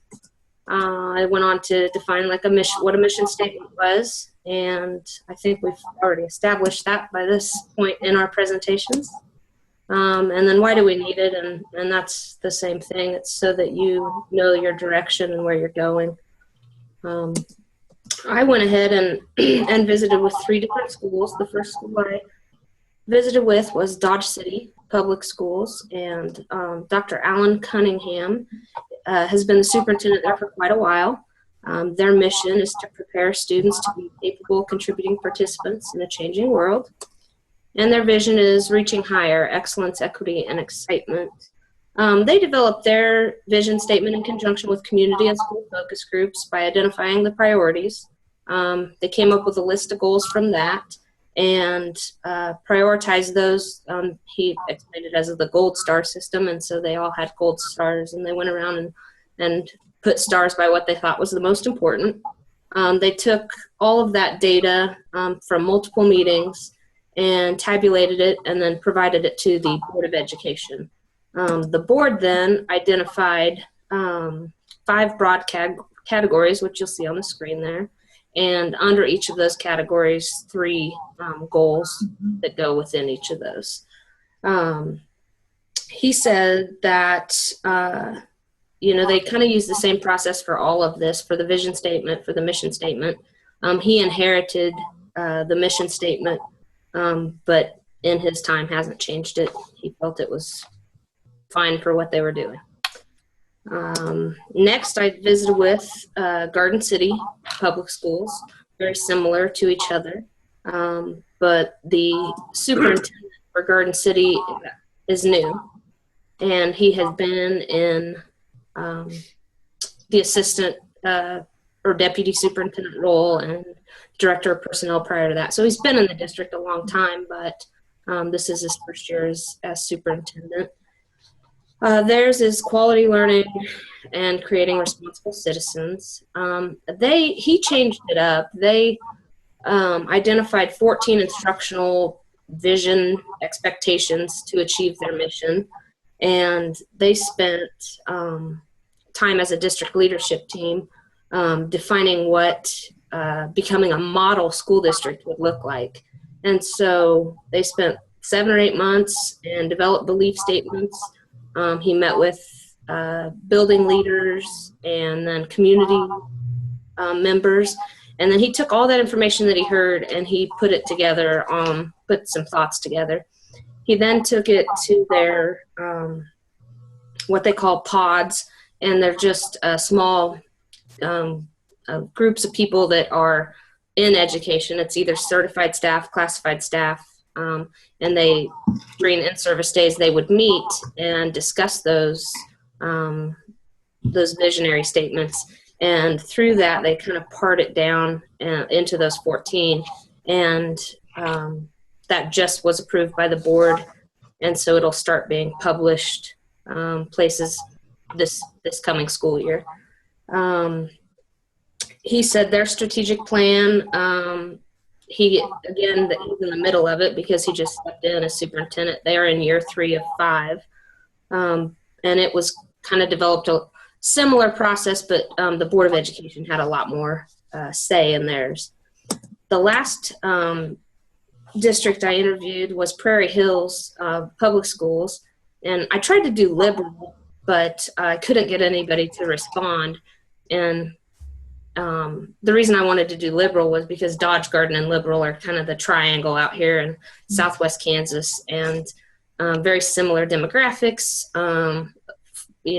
similar in size. And so I thought it would have been cool to do that, but that didn't work out. So I went to our old instructor, Dr. Valora Hanslachek, and I called her up and said, hey, tell me about Prairie Hills, because she's the assistant superintendent there. And so she explained their process. Their mission is to provide learning opportunities and experiences to our students for a lifetime of growth and development. And the vision is preparing kids, shaping the future. They did a similar process to Garden City in that they used building leadership teams, and then that went to the district leadership team, and then that went to the Board of Education. They conduct needs assessments, provide growth areas, adjustments, and that then all falls into the strategic plan for them. They just recently revised their vision statement because it was too lengthy. Nobody could remember it. Nobody could repeat it when asked what it was. And then standard 6 was the standard on communication. And so I'm in a kind of a different role than all of you, and so my communication is a little bit different, but over this past, I would say couple of months, I've had 15 presentations in between Garden City and Dodge City. I went to Rotary, Lions Club, Kiwanis, the Women's Chamber, AMBUCS, a whole bunch of them. And really my focus was actually to talk about the teacher shortage and ways as a community that they can help and things they can do to help with this problem. And so within some of those meetings, I was able to meet with other people. I did schedule a separate meeting for Representative Bud Estes, and visited with him about, he was kind of behind this plan of Fort Hays State and Wichita State doing a medical facility, educational facility out in Dodge City. And ironically, the building where my office is and our classrooms are for Newman, for our teacher ed program, he wanted to use the second and third floor of that building. And so I was a little upset with him because he didn't even ask us if we wanted to be invited to that party. And so I had people touring the building and, the Fort Hays State president and Wichita State president. And so I called him on it and I just said, hey, Newman's here. We're an option too. And he listened and said he was going to see if there was any role we could play in their merger. I'm not holding my breath. Other people in the community that I met with the community college president, vice president, and talked about our partnership and ways we can enhance that. The city manager for Dodge tried to see if there were any other programs or anything that they wanted out our way. And same with Joanne Knight, the Ford County Development Executive Director. So that was kind of the first part of my communication piece. The second part was a newspaper article where Newman was featured. And I had several quotes in there, but probably my favorite quote was about finding ways to encourage students to enter the field of education despite the negative efforts of the governor and some legislators. I kind of thought maybe I'd get more of a response from some of the legislators out here, but I didn't. I did get a response from the representative from Garden City. His name's John Dahl, and he's kind of a friend of my family's. And he did reach out and say, I hope you weren't talking about me. You can check my voting record. And I said, I wasn't talking about you. In fact, the first quote said legislators, and then I changed it to some just because of you. And so he was happy to hear that I didn't think he was one of the bad guys. Board communication. I just asked them to provide me with templates or something they use. And so they did. Garden City uses a confidential So You May Know template. And then he also provided me with a board agenda template. The confidential So You May Know just includes those bullet points. It's sent to the Board of Education and maybe some of the leadership team. And then he said always the board attorney if he sends it to the Board of Education. And then he'll list the items that he wanted them to know about and provide any additional attachments, like if there was a suspension hearing or something like that.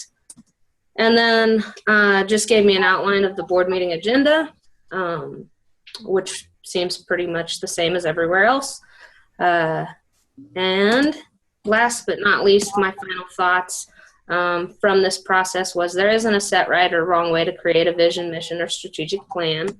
But getting input from stakeholders was kind of the commonality and what seemed to be the most effective way. And because we all know that input leads to buy-in, and effective communication is the most important factor to becoming a successful superintendent. And you must be comfortable and confident reaching out to all levels of government.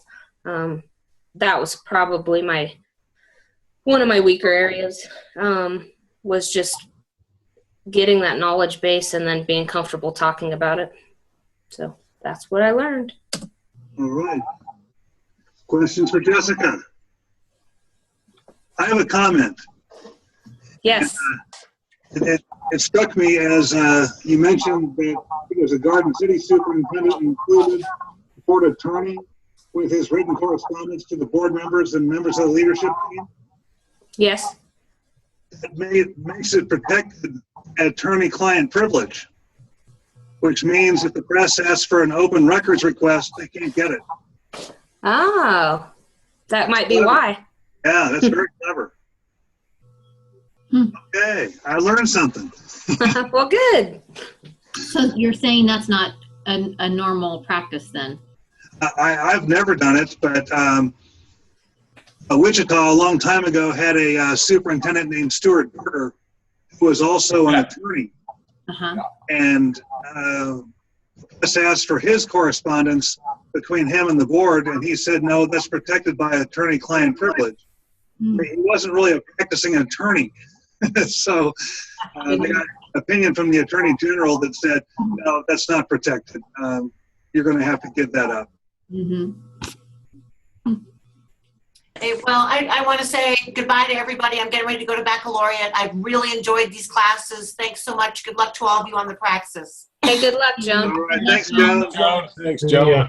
Have fun at baccalaureate. Yay. Hey. All right, we're down to, I think, just 2 contestants. Who would like to go next? Mine is very different, so I don't know if you Dina, want you to want go it? last. Dina, you or me? I can go now. Dina. Oh. That's fine. You get to find out all about kindergarten roundup. All right, we'll let Dana go next. Woo! I'll preface mine with letting you know that I started a little early and was looking at the process that we embarked upon and putting together all day. Boy, there's a lot of feedback all of a sudden. Can you guys hear that? I can hear myself talking. It's better now. I think we all need to go on mute, maybe. So my paper explains the process, and so when talking to Dr. Burke last week, he suggested that I just focus on kindergarten roundup tonight. So just know that, you know, I did address standard 1 in my paper, and there was quite a planning process in creating the vision and setting out to communicate to the patrons of Salina to get the bond to pass so that we could go about planning all-day kindergarten for 2016-17. So I'm going to start with that. And so if you would go to the next slide. Generally what we do is we send out invitations to let parents know that kindergarten roundup will be happening in the city of Salina, and we ask for them to contact the schools so that we can send the child a personal invitation to come to this special event in the evening. And so we have our parent-teacher organizations greet the child as they enter with their parents. And here at Meadowlark Ridge, we give each child a lei. We focus on a beach theme. And so they each receive a lei, and it's a specific color, and parents also receive a lei that is specific to them. And they receive a packet, and they meet us in the multipurpose room. And so I would begin with introductions. I always introduce our teachers, myself, our lead teacher, the school counselor, our school nurse and secretary. That's a great way for parents to become familiar with a face, because lots of times they'll only hear names.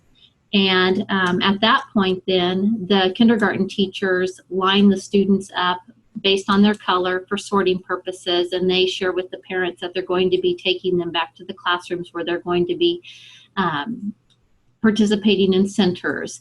And so the teachers take the children, and then I take over and talk to the parents, and I talk to them about the leis they received. And you'll notice on the slide that you're looking at that we have 4 different areas that we will have the parents navigate through. This allows them to see the building as they move from location to location. I've also found it's just a much better way to get parents up and moving. It increases engagement, just like we like to see in our classrooms. If we have kids up and moving, they're more engaged. This helps with the parents as well. And so I explained that we'll be moving to stations. If you're wearing a blue lei, you'll report to the library, orange to the music room, green, yellow to those other locations. And then I've also put what they'll be focusing on during that time at that station. If you could move to the next slide. Mrs. Martin, our school nurse, will visit with the families about all the things that they need to be prepared for kindergarten in regard to immunizations, any health concerns, things like that. And if you could switch to the next slide, and one more. We also have our counselor, and if you slip to the next slide, she focuses on communication and how important it is for parents to feel like they are very much a part of our school setting. And so these are the ways that we're going to be communicating with them, but we welcome their communication as well. And if you flip to the next slide, we want to make sure that they know when that first day of school is going to be, especially this year in particular, because it's all day K. And the very next slide has some tips that she gives parents on, how to prepare their child for that first day of school. So skipping ahead to my slides now, if you go one more, I focus on the school, and I want parents to become familiar with who we are as a school and start building that relationship right away. I'm going to try and move my pictures of us out of the way. I talked to the parents about us being Meadowlark Ridge, and you'll notice with our Meadowlark up there, he's holding the world, and our focus is to make a difference in the community, nation, and world. So beyond the math and reading, beyond the classroom, we are going to educate that whole child. And so we talk about the things that we put in place with our positive behavior intervention supports. We talk about our life skills and our emphasis on teaching them on a day-to-day basis. We explain that we have 3 service projects that we focus on each year, and that, this year in particular, we focused on Operation Gratitude. We raised over $12,000, grades 3rd through 5th, on Jump Rope for Heart. And lastly, our Project Salina is a food drive, and we collected 1,556 boxes of macaroni and cheese. And so we talk about that with them.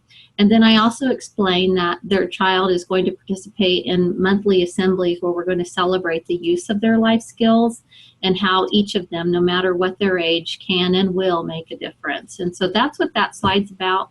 I also, let them know what the demographic is of the building, that we're a K-5 building, that we have 3 of every grade level, and how important they are to the success of their child at school. All right, so the next slide then, we move into getting to know their student and how important it is that they play a role in this by giving us a snapshot of where their child is in regard to their current levels of performance. And so what you see here are 2 forms that we include in our packet. The first one is a questionnaire. It focuses on left-hand, right-hand dominance. Can your student write their name, recognizing letters, numbers? Can they name their letters and numbers? And this just gives us a snapshot that I collect so that it helps us get to know the student before they step foot in the school on the first day.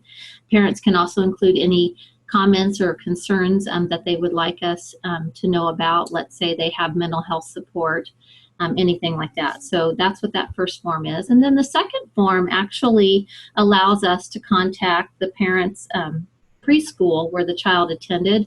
Many of our students do not attend preschool, but there are a good group of them that do. And so this would give us permission to contact that preschool teacher after we've met the student, should we have any questions. And so that's something we've actually instituted as a part of the planning process with all day kindergarten this year.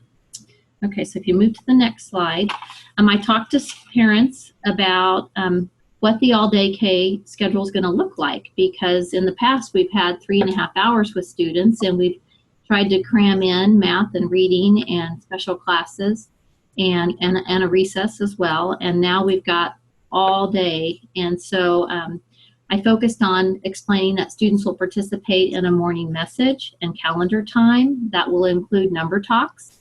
We talked about whole group and small group math, as well as whole group and small group reading. We talked about specials that the child will participate in, including PE, music, science, and library. We talked about vigorous activity and research-based practice with including 60 minutes of vigorous activities within their school day, every day. We talked about snack time, recess, and lunch, and we also talked about how important it is that we'll include read aloud and creative playtime. And lastly, daily news. And you'll notice there is no nap time in there. And that was a question I thought would come up this year, but it didn't. I didn't have one parent communicate any type of concern saying, oh my gosh, there's no time for nap. And I expected to hear that. And so I did take a moment to talk about how the first day of kindergarten is going to look very different than the second week of kindergarten versus the 4th month of kindergarten versus the 8th month of kindergarten, because kids will build stamina, and the level of instruction that happens in the 1st month compared to the 5th month is going to be very different, because they'll adapt to routines and be able to, have deeper conversations with the kids over time. So that's what we talked about there. And then I also moved into talking about how they can help their student get prepared over the summer so that they're ready to go. Here in Salina, right now, I have 22 kindergartners in each of my classes, so fairly large kindergartens in my opinion, and many of them have been in preschool situations where they may have only had 5 to 10 kids, so it's quite a difference. So we emphasize how important it is, if their child isn't used to sharing or taking turns, that's something that they should start doing.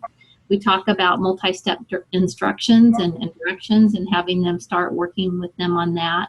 Self-help skills are also very, very important. Counting to 20, helping kids understand what rhyming is. Lots of times parents don't know what they should be talking to their kids about, so explaining how that's truly developmental, but until you try, their child may not even know what it is. So we talk about rhyming.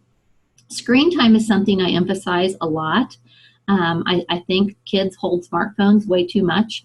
I see them in the doctor's office. I see them in the grocery cart. I see them everywhere with a smartphone in their hand. So I give scenarios to parents about how quickly, if they've been at the doctor's office and their child's been playing a game and they go to the grocery store to grab some groceries, and then they go home to make dinner and have the student watch TV while they're making dinner so they can get it all done. Before they know it, their students already watched 2 hours of screen time, and they gave them permission to do so. And instead, they should be engaging in conversations, asking about what happened at school that day and creating a routine with that. So we talk about screen time a lot.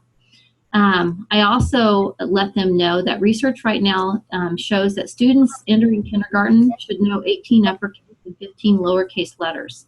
A lot of our students aren't there. And so I am trying to raise their level of, oh my goodness, I better get busy this summer, because imagine, and I know some of you have experience with this, that you do have kids that come in reading, and you have kids that come in not knowing how to spell their name.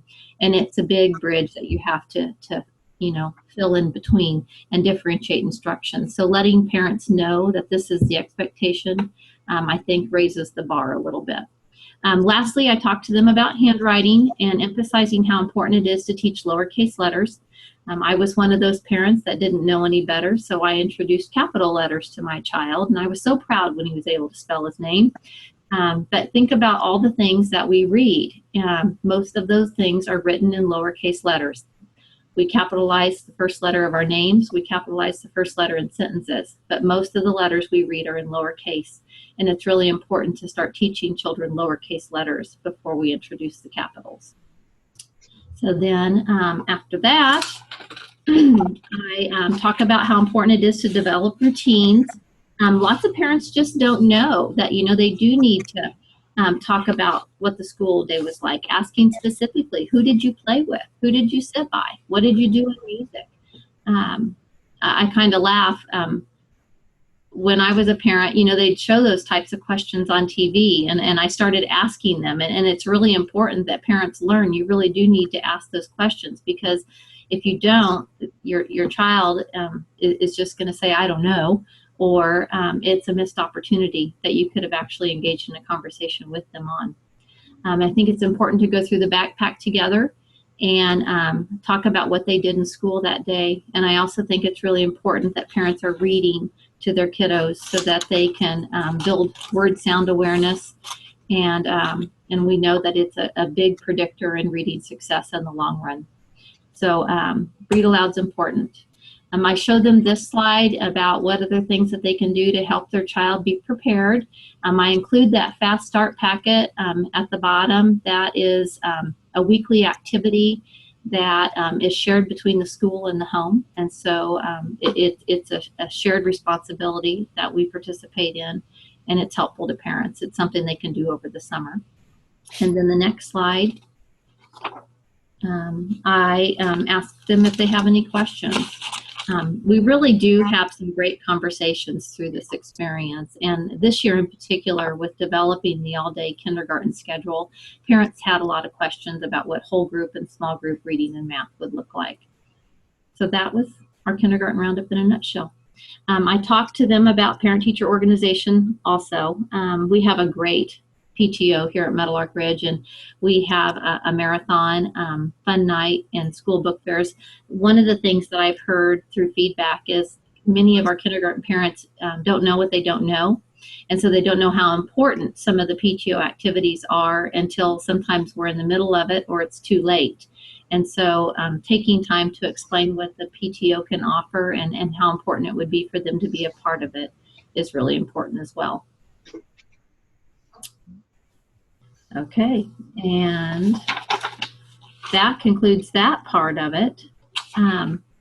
Any final questions? And then for my communication standard 6, I put some things together. One of the things I participated in back in March was Talk Salina. It was a local community event, and Diana Dirks, she's our representative for the city of Salina, she was there, and so we were able to visit with her about concerns that we had with early childhood development. So that was a local political event.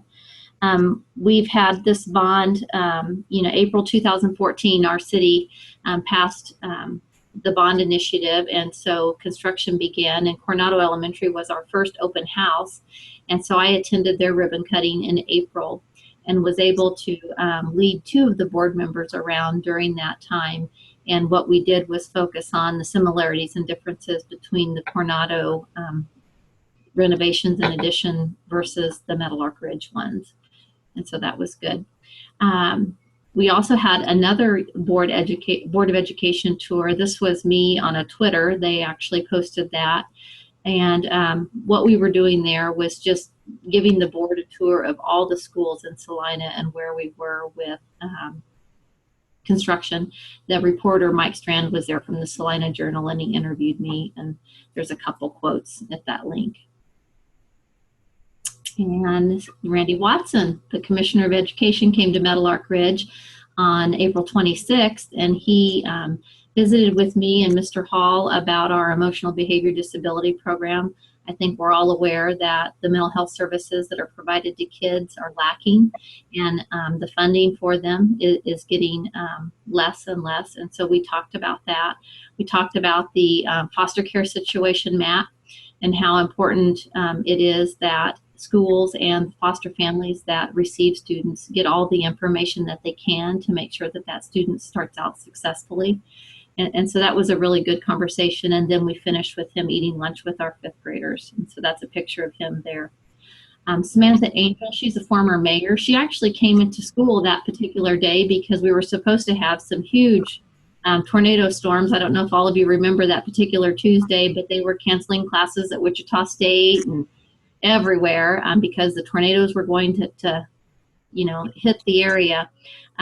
So she had come to school to talk about the storm shelter that was built during our construction process. And so after she learned that Dr. Watson was going to be there for lunch, she stayed and participated in that luncheon as well. And then I think I have one more, Dina Horst. She is a Kansas school board member. She actually is a substitute teacher in the building and often comes to the building, and when she's here we talk about different topics. And then I was also able to see her on May 1st at the Governor Scholar Program in Topeka, and we talked some more about just students and their success and the top 1% that were present that particular day. So lots of opportunities to talk to Representative Horst there as well. This last one is communication with the city engineer. I think it was one of my presentations in an earlier class. We had construction, and our construction was very close to a busy street, and so I proposed that we close the street. It was really I was surprised at how shocked people were that I wanted to close a street, and my focus was all on student safety. And so I put this email together and had several responses. I included it in my paper, but I had to do quite a bit of legwork to make that street closure happen. I had to visit with neighbors. I had to go back and present to the city, and then they came out and did an on-site inspection, and finally they agreed that they would close the street. And it has really helped with student safety, and I've appreciated their cooperating with that request this school year. So there's an example of local communication. All right. Questions for Dina? I have a comment. Okay. It's a question. Was this your first year, if I understand correctly, of having all-day kindergarten? Next year will be. Oh, okay. It's not We really a haven't question. So be prepared for a double whammy. Be prepared for a double whammy. Yes. Okay. One of the trickier things you're going to get to do is to teach the kindergartners how to go through lunch. Uh-huh.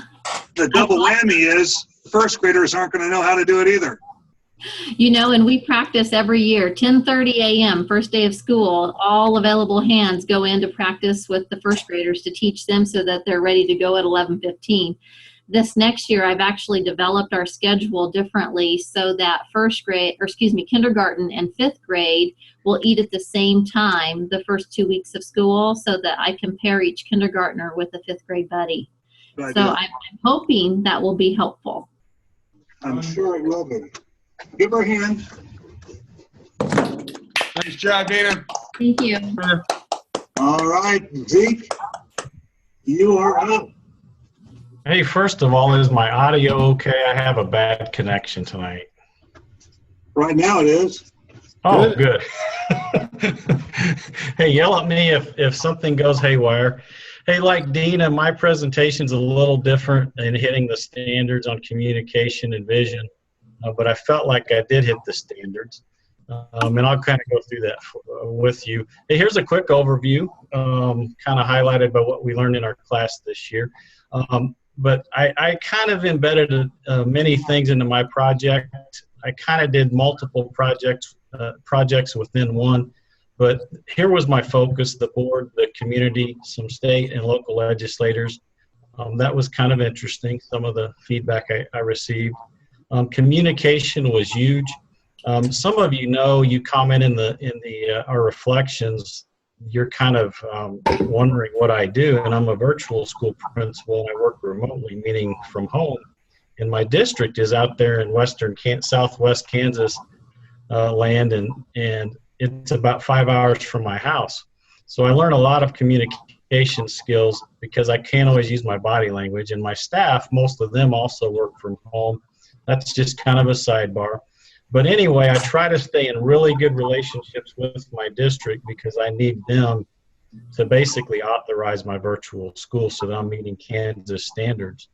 So I started my project way back when, before Dr. Burke mentioned the strategic planning piece, and decided to stick with it. I didn't want to leave my district hanging. But again, meetings, conference calls, some in-person things, lots of emails, and many phone calls. It was a great experience. I got to know my district even better and the principals there even better. Next slide, if you're ready. Some of the goals, I wanted the district to kind of get themselves on the map. I don't know if anybody even knows where Elkhart, Kansas is, but it's as far southwest in our state as you can go. You can stand in 3 states at one time. And it's kind of just been the kids live there, they go to school there, no big deal. And I've been associated with those guys for 4 years, and I had some marketing background when I worked at a magnet school in Wichita, and I always felt like they didn't market enough, they didn't communicate enough with their community. So that's kind of what I pushed them to do. I finally got some buy-in from my superintendent, and he allowed me to kind of tackle it and get the principals on board.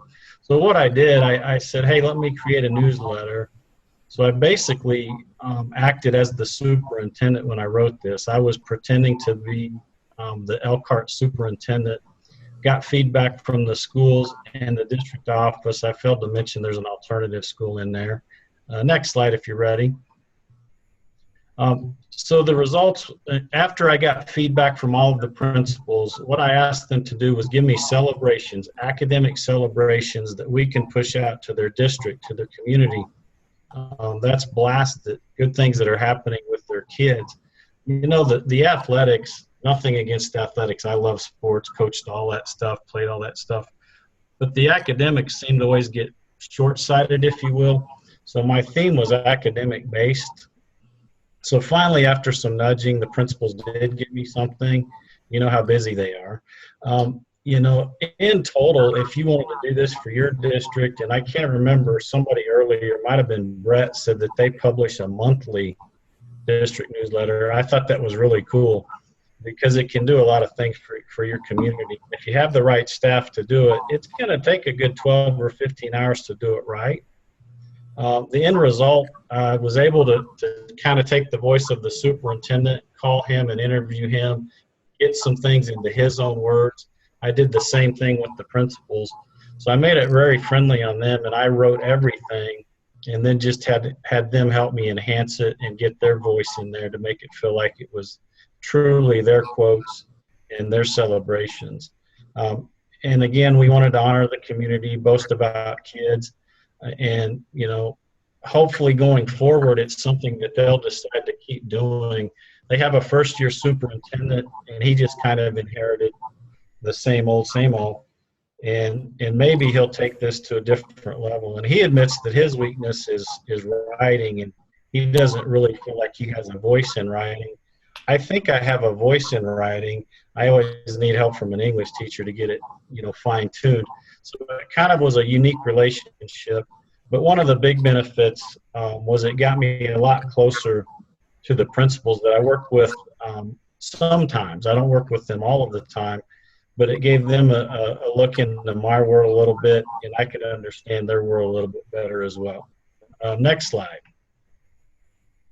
One of the other things that I decided to do, I need the board on my team, and they pretty much leave me and my school alone as long as things are going well. And thankfully, things have gone really well the past couple of years, and we have a strong virtual school. And I know you're all proud of your schools, and I'm really proud of mine too. So one of the things I decided to do was just be extra intentional with communicating with the board. I try to make as many board meetings as I can because I think it's important for them to see me. But at the April board meeting, what we did is we hosted a Board of Ed dinner. They have a tradition of eating before each board meeting, so we decided my school would sponsor that. I'm fortunate to have 2 admin assistants that work in the Elkhart. They live in Elkhart, work in Elkhart, so that they can help me bridge that gap. So we provided the dinner. I was able to talk and speak kindly about the board at a meeting officially, and then I crafted a letter that was given to them this past Monday, just again showing appreciation. So it gave me a chance to practice communication, be intentional, and really get to know the board better. I honestly had not gotten to know them personally, and that really helped. I got a lot of head nods, and some of the body language I was able to see, I could tell that they appreciated that. And I just think them knowing that I know that they're behind me in my school was a big thing. So you can see some of the things that I felt like, again, the biggest benefit, strengthening those relationships. Okay, next. One of the things that I did in terms of, you know, the political aspect, well, let me say this. I had to go at this as a private citizen because virtual schools, you may know or not know, we're on the cutting block about 2 years ago. In fact, I was in Topeka and was able to speak in front of the House. They had a committee, Ways and Means, maybe it was. They were very receptive to virtual schools and what we can offer. And that was a lot of fun talking to the House of Representatives. That same day, I was able to speak to a smaller committee in the Senate, and that was very intimidating. But they did listen, and virtual schools were saved, and it wasn't because of me. I was just one small player in that. But if you ever get a chance to go to Topeka, I think Dr. Burke mentioned that, and watch them in session, it is a great education and a great experience. But anyway, what I did is I emailed a couple of local legislators, Representative Alford, Senator Powell. Again, I was just a citizen, and basically just asked them to give me their stance on K through 12 public school funding. Told them how important I felt like it was, and they didn't give me an answer. My first email was sent right before the state budget passed, and my second one was sent right after, and they wouldn't answer either of the emails. I was disappointed because I don't think they get that many emails when they're representing a little bit smaller population in Kansas, but maybe I'm wrong. Okay, next. So I decided to go after a couple other people. So the Senate President, Susan Wagle, I've heard her speak, and I've talked to her a few times informally, and I always felt like she was receptive. And I was surprised that she didn't answer me either. I expected to hear something, but I didn't. And again, I sent her one before the budget passed, one after, no response at all. The Speaker of the House, Representative Merrick, I have to give him praise and kudos. He did respond to me. And again, I just asked the generic question, hey, do you support K through 12 middle school funding, and advocated for it. And if you go to the next one, I'll show you what he said. Right now, it's protected. These are his words. I did not accept the governor's across-the-board cut, which would have also included K-12. That was kind of an interesting quote. I didn't expect to see that. Then he said they are getting more money now than they ever did. He meant that school districts are getting more money now than ever. And then he said, you won't hear that from the schools or read it in the papers. That response didn't surprise me a whole lot, because I feel like they're fed a lot of information that's inaccurate. And the last class before this one, we really talked a lot about finances and how their opinions can be swayed a little bit. So I answered, and again, I didn't want to be on the radar as a virtual school leader. That's the last thing I need, is that headache. So anyway, I just told him that I didn't agree with his opinion, told him that research is skewed, as we know. He didn't answer. But I do have to give him kudos for answering me. Disappointed in Senator Wagle. I thought she would. So anyway, I'm ready for the next one. Final thoughts. All of the stuff that I did, it took more time than I thought it would. But communication was the key. I was able to play pseudo superintendent in a small district and rally some district leaders to help me craft something. And they were a little bit, what's the word? They were naysaying a little bit at first, like, I don't have time to do stuff like this. But when the final product was done, I got emails from all of them saying, hey, that was pretty cool. Thanks for doing that. So it was worth it to publish that district newsletter. I think the vision that we create just by our actions and our attitude and making kids that primary focus is huge. And I've heard this said a few times in this class, but the superintendents have to be that catalyst. Any celebrations, I think you have to get out there and somehow let your students and staff know, how awesome it is, even the smallest things. And I don't care if it's a custodian, I don't care if it's a teacher, any of your students, sometimes even your parents. I don't think we promote ourselves and our districts enough. And that's one thing that I hope the district will kind of take the lead on. Board of Ed recognition, how many times have we thanked a board member? I've been guilty of really not doing that. And I think this class has forced that habit. Even sometimes, they might rub me the wrong way, but they're still in it to help kids, we hope. And mostly they want to do the right thing. And then my last two thoughts were legislators. I don't know if they realize how they impact us, and they ultimately can impact our kids. And I'm going to be more vocal.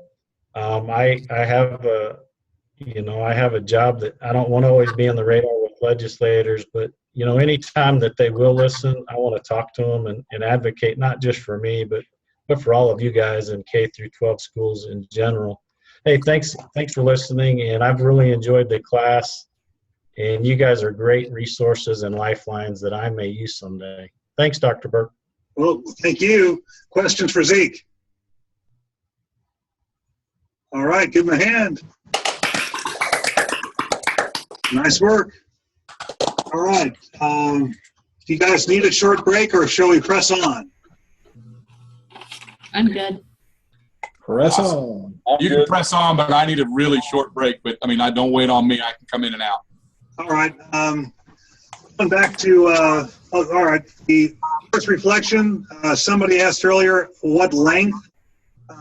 Probably at least a page, but don't sweat it. We've covered so much in these 8 weeks. I don't think I'll have trouble covering a page, but that's all that's required is a page. So is that single No penalty for going over. Okay, moving on to the personnel items for hiring administrators. We went over some of the questions that might be pertinent. When you're putting together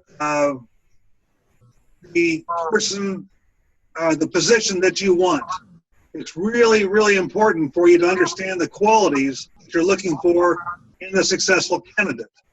And then the system kind of gets pulled together because based upon the qualities, you then design questions to get at the qualities. And then you also have to predetermine what a high quality answer is going to be for each of the questions. So if you can do that, you can actually kind of quantify who's giving the best answers as opposed to who wore the best outfit, which you should never use as a criteria, but some people end up doing it because they don't have any basis for what they're looking for. So that's really kind of important. And going along with that, asking questions about references. When you get to that point, and always, always, always check references. I can't emphasize that enough. Once again, I've been caught by not doing it. And had to end up letting somebody go, and it was my fault because it's a halo effect. And you all already know that from hiring people. The halo effect is you find a candidate you like, and you think, oh gosh, this is the person. And so if you even do a reference check, and sometimes you think this is the person, so I'm not even going to check. I just know. Your gut tells you that. It's a mistake. So always, always, always make a reference check.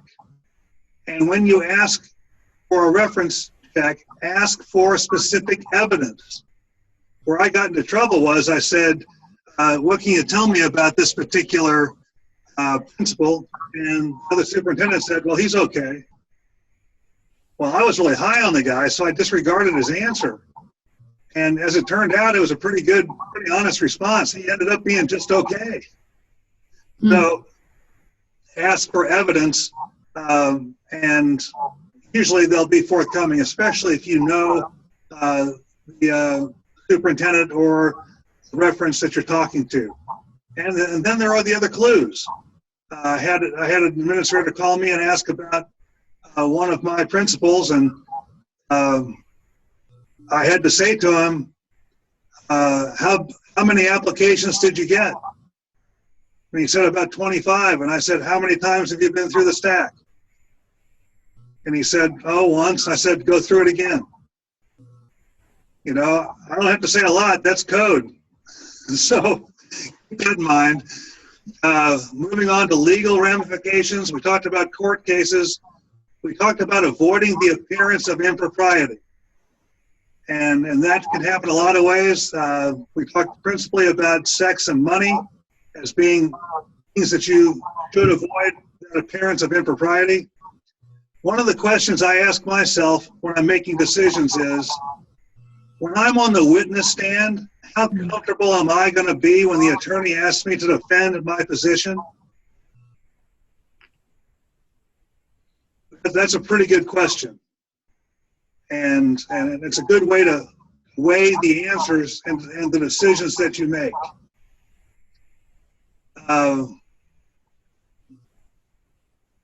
Another piece of this is it'll be funny when you get to be superintendents how board meetings end. In my first administrative job, the board office was right next to the town bar. And so as soon as the meeting was over, the superintendent and the school board went next door to the bar. Now, this is probably a violation of the Open Meetings Act. I know they talked about school business, but it's also more than 100 miles from Topeka, so who's going to check? Well, all somebody has to do is overhear a conversation and send a letter to the attorney general or the county attorney, and you got a problem. In the first district I was superintendent, at the end of the meetings, I guess apparently people just didn't want to go home. So we'd sit down and we'd have pie. Once again, the meeting was adjourned, but we just kept talking about school business. I mean, it was scary, is what it was. Another piece of being the superintendent in terms of relationships, and this will sound funny, but the board pulls their money at Christmas time and they buy me a gift every year. They also buy a gift for the clerk of the board. And so they each kick in about $10. I usually get like a $70 gift card someplace, which is pretty cool, but then I need to reciprocate. So I then buy Christmas gifts for all the board members and all my direct reports. So this is where it gets kind of screwy. Counting the board members and my direct reports, that's 30 people. Mm-hmm. Yeah. Yeah, you got that superintendent check coming. That's what they'll tell you. Well, and actually, in my district, we have something that's called longevity checks. There you go. We used to have those. And so once you get to your 4th year in the district, you get an extra check, and we give it with a November paycheck. And the first year it's $500, and every year thereafter it's $25 more. So awesome. This year mine was $725. I turn around, and this year, the first time, I used to go out and just get 30 Applebee's $10 gift cards, and it's still $300. But so then this year, I decided to go nuts, and I went to the Warren Theater, and they've got VIP passes, and you can buy 50 of them for $350. So I bought a few more than that, but ended up giving 2 Warren passes to every school board member and every direct report.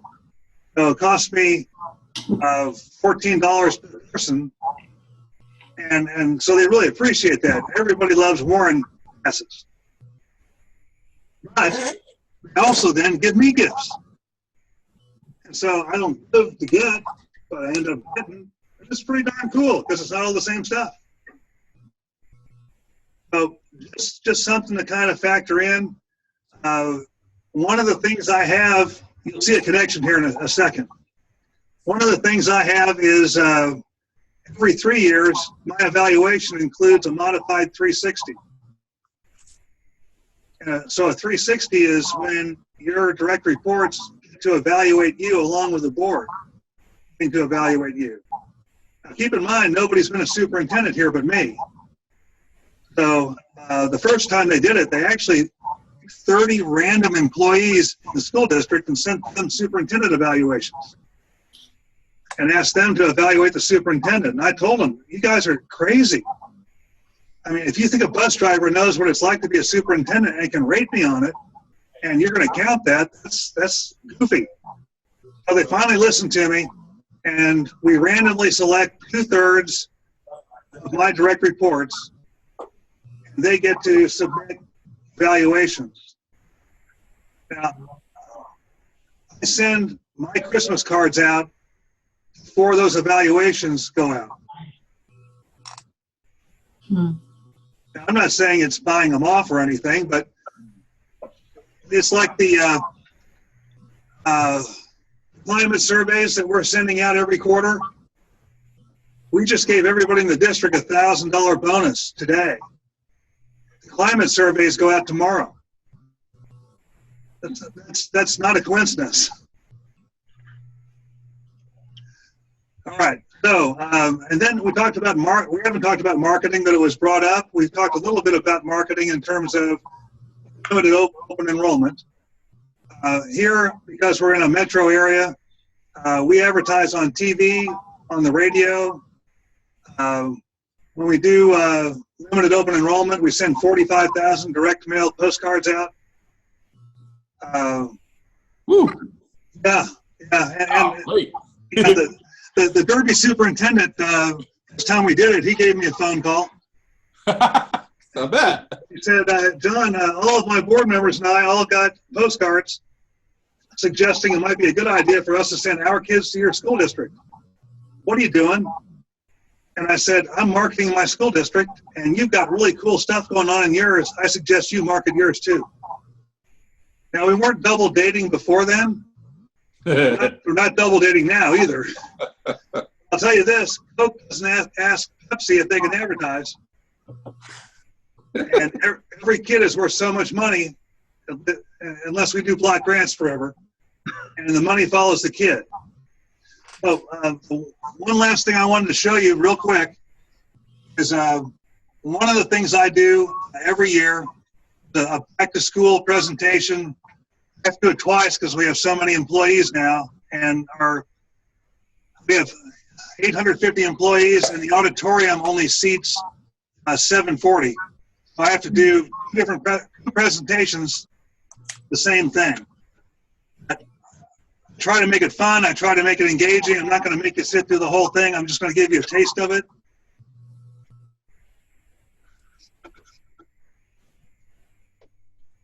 We let the Assistant Superintendent for Learning Services select the theme every year.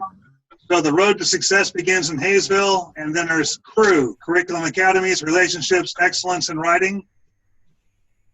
I just threw this in because I went to New York, and Central Park on top and Times Square on the bottom. It was really cool. Yeah. All right, we've got a lot of different people in the room, bus drivers through assistant superintendents. I try to keep something of interest for everybody.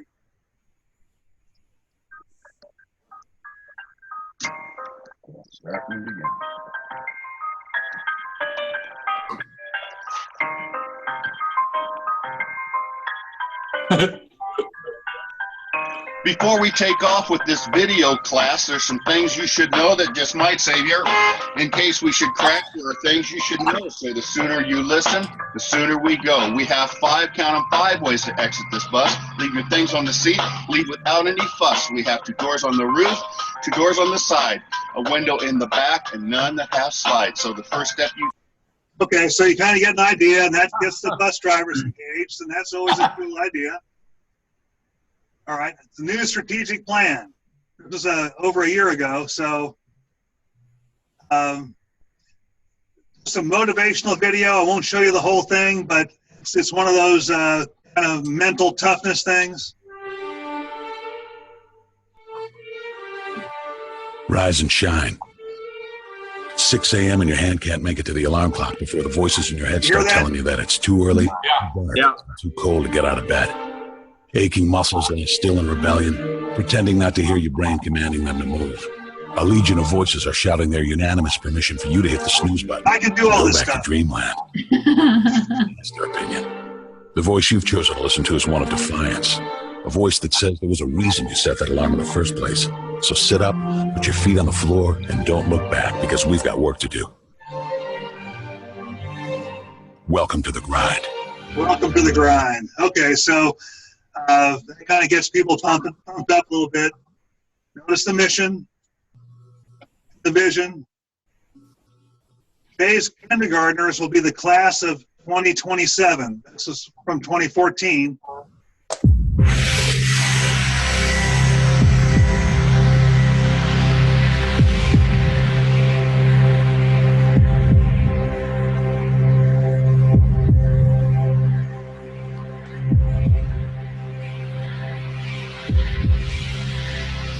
16, I think.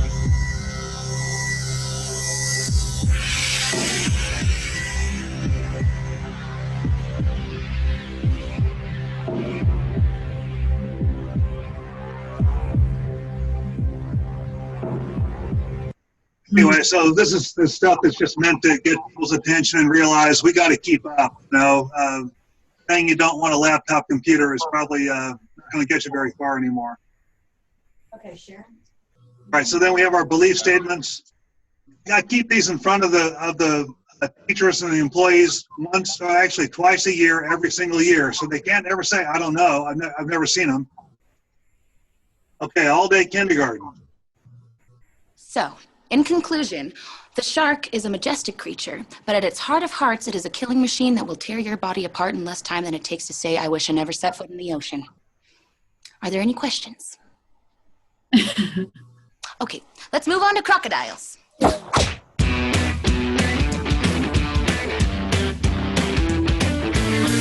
A as in ape, acorn, apple. Wait, okay, nap time, everybody. Wake me up in 2 hours. Is that your mom? Okay, so we have some fun with that.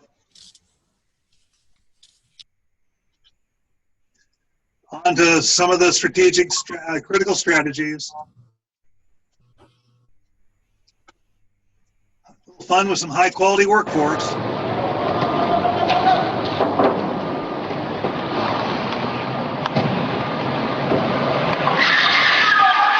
These guys just robbed the bank.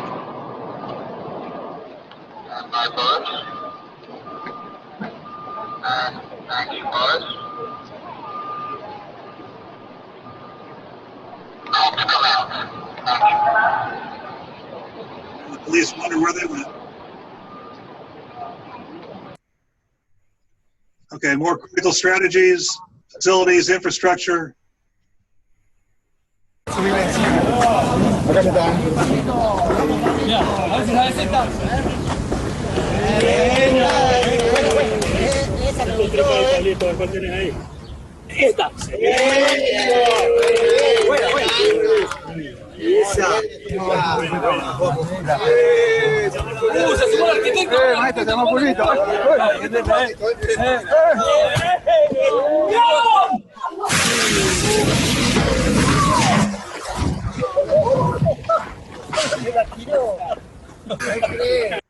All right, so our construction went better than that. All right, crisis planning, run or hide or fight. Community partnerships. You guys have seen this before, haven't you? Blast. Yeah. All right, ultimate customer service. Customer service. Maria Garcia. I met her 6 years ago at the Orlando Marriott. I have been traveling back and forth across the country. I was in Miami and then Seattle and then I was in Dallas, Texas, and then back to San Francisco, and then I end up in Orlando by Friday. Exhausted, tired, midnight, hungry. First thing I do is I reach for that room service menu. See a picture of a mushroom bacon cheeseburger, which, as you know, is perfect for late night dining. So I get a Diet Coke to offset the effect. And it comes off in 20 minutes. That was less time than they said. And the picture didn't even do justice to this amazing hamburger and the steak fries are golden brown, perfect. Everything's so hot. She brought me a Diet Pepsi. I don't like Diet Pepsi. I'm fussy about that one thing. I like Diet Coke better than. Then they said, well, there's a lime. You can put a lime in there. Maybe it tastes like a Diet. You can put lime, buttons, cigarettes. Doesn't matter what you put in there. There's going to be a Diet Coke. But there was ice water. I said, that's fine, thank you. Oh, I'm so sorry. We apologize. We're out of these in the room service kitchen and big convention. It's okay. It's 12:20 now, and thank you very much for bringing this, and I appreciate it. She leaves. Not even 30 seconds later, bam, bam, bam, she's knocking on my door with an ice cold Diet Coke. Now I'm suspicious. Where'd that come from? She said, I found this 4 floors down in the machine. Thought you'd like to have it. I know, I'm a grown man. I do the same thing. Oh, let me pay for that. She wouldn't take my money. Would not take my money. No, just make sure you're happy here, Mr. Schaefer. She leaves. I'm just stunned. So I get on the phone right.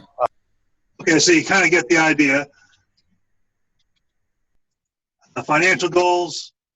All right, so how does our business manager, our assistant, how does Dr. Shruti do this? Hello? Honey? Are you at the club? Yes.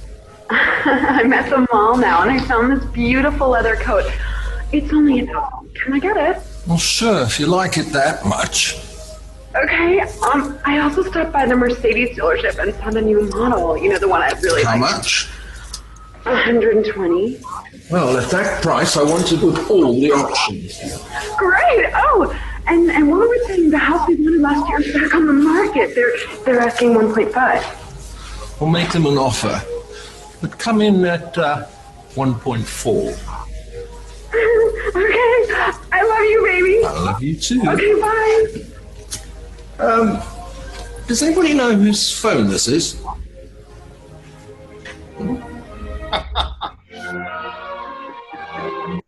All right, so that's how he does it. He spends other people's money. All right, we mentioned we have monthly fun days. This is kind of a touching one that kind of gets at how much we have to care for the kids that we have.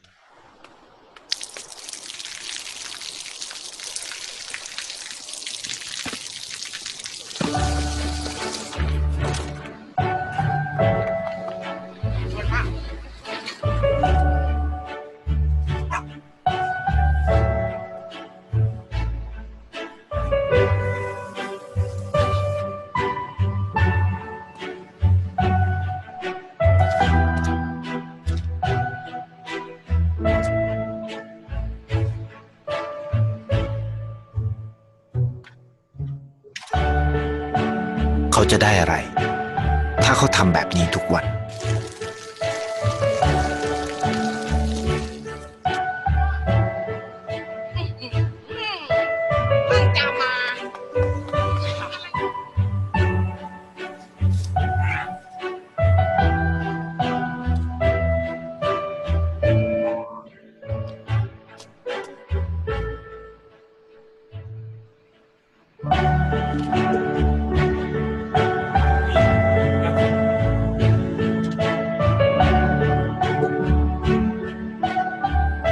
เขาจะไม่ได้อะไรเลย ไม่ได้รวยขึ้น ไม่ได้ออกทีวี ไม่มีใครรู้จัก ไม่ได้มีชื่อเสียงที่มากขึ้น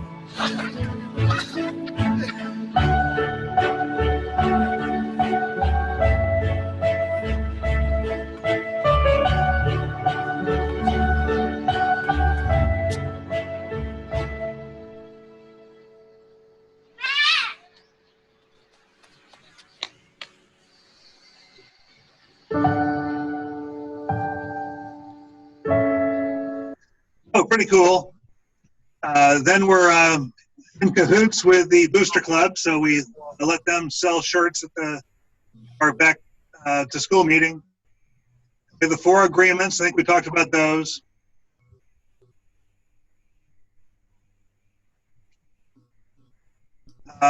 Marketed our district out at West Mall. And here's what we did with TV. This was, Matt, this kind of goes along with what's your slogan earlier. I'm a partner at the law firm Colston Seathkin, and my road to success started in Hayesville.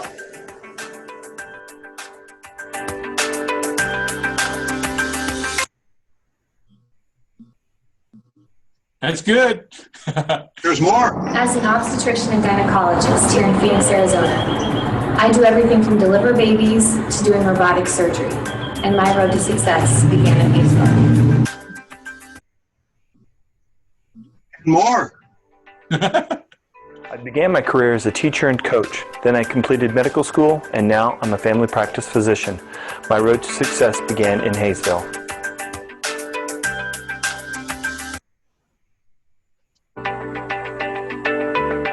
Hello, my name is Tom Reeves, and I'm president here at West Park Creative Group in Nashville, Tennessee. My journey began in the Hayesville Public Schools. Check this one out. I'm Maria Pacheco, Senior Director of Marketing at DreamWorks Animation.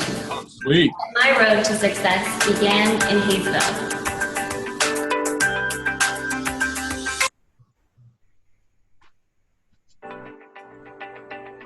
I'm Southeast Asia Regional Production Manager for Adidas.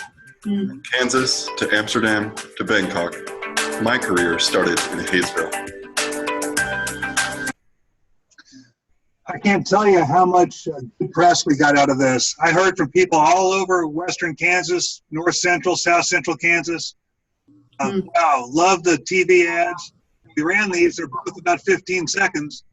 So you come out of the TV show and you hit one of our commercials for 15 seconds, then get 2 or 3 other commercials, and right before you go back to the TV show, get another Hayesville commercial. So it was really, really powerful. Cost about $24,000 counting the advertising and the TV station costs. But it made everybody really, really proud. Yeah, that's cool stuff. All right, so keeping people on track in terms of capturing kids' hearts. We have an education foundation. Feel free to give. Notice we say over-communicate. It's a message they hear all the time. And this is probably my favorite Weird Al song. Everybody shut up.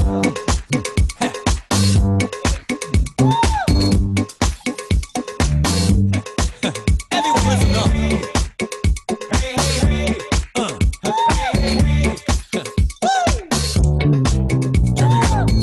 If you can't write in the proper way, if you don't know how to conjugate, maybe you flunked that class, and maybe now you find that people mock you on the class. Okay, now here's the deal. I'll try to educate you. Anyway, I had to have that modified a little bit. If you've seen the entire real video, there's a word in there that some people don't even know what it means, but it's a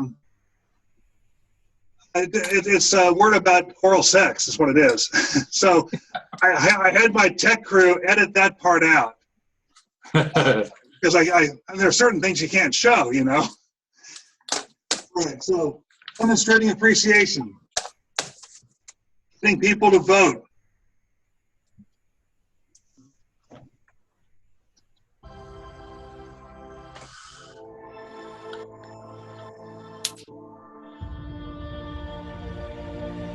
What if I listen more?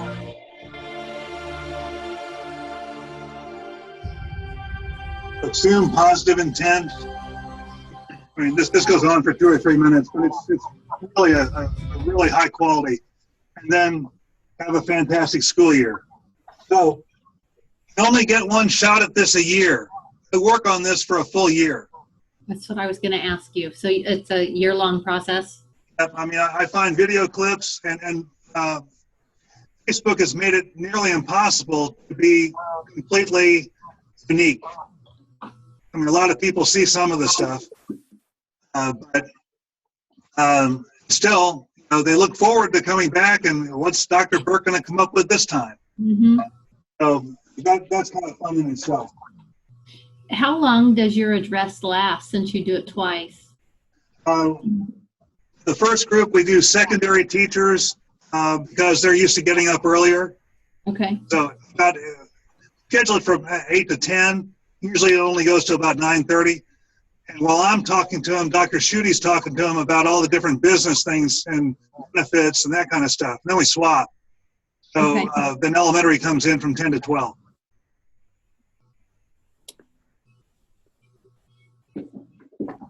It's just meant to be uplifting and something to focus on what our goals are and having a positive climate, that kind of thing. Mm-hmm. All right. Dangerously close to the end of this course.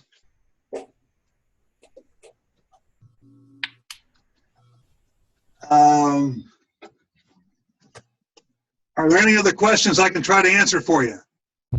I was going to ask you, if you've published it, I've missed it, but at one point you flashed up the 11 court cases and we were each assigned one. Yeah. Could you email that out so that we could study those for the praxis? I'll tell you what might be better, I think. If you all would send me what you found, I'll compile it and send it back out to all of you. Oh, that'd be great. It's kind of a jigsaw thing anyway, so that way you guys only had to look up one apiece, and then you get the benefit of 11. Okay. So if you guys do that, I'll send it back out.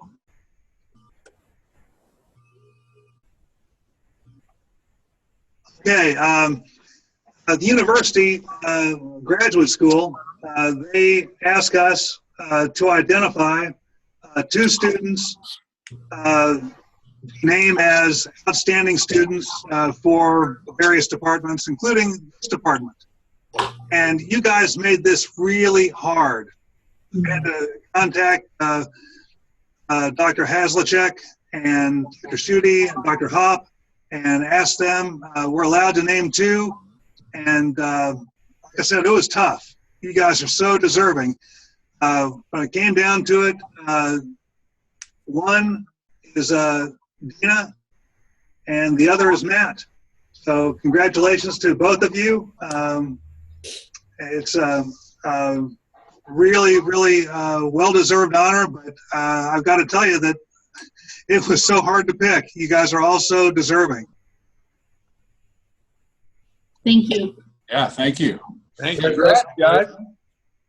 I thought you were pulling my leg when you called me last night. I thought somebody was putting you up to something because I'm not known for academic prowess. I can tell you that right now.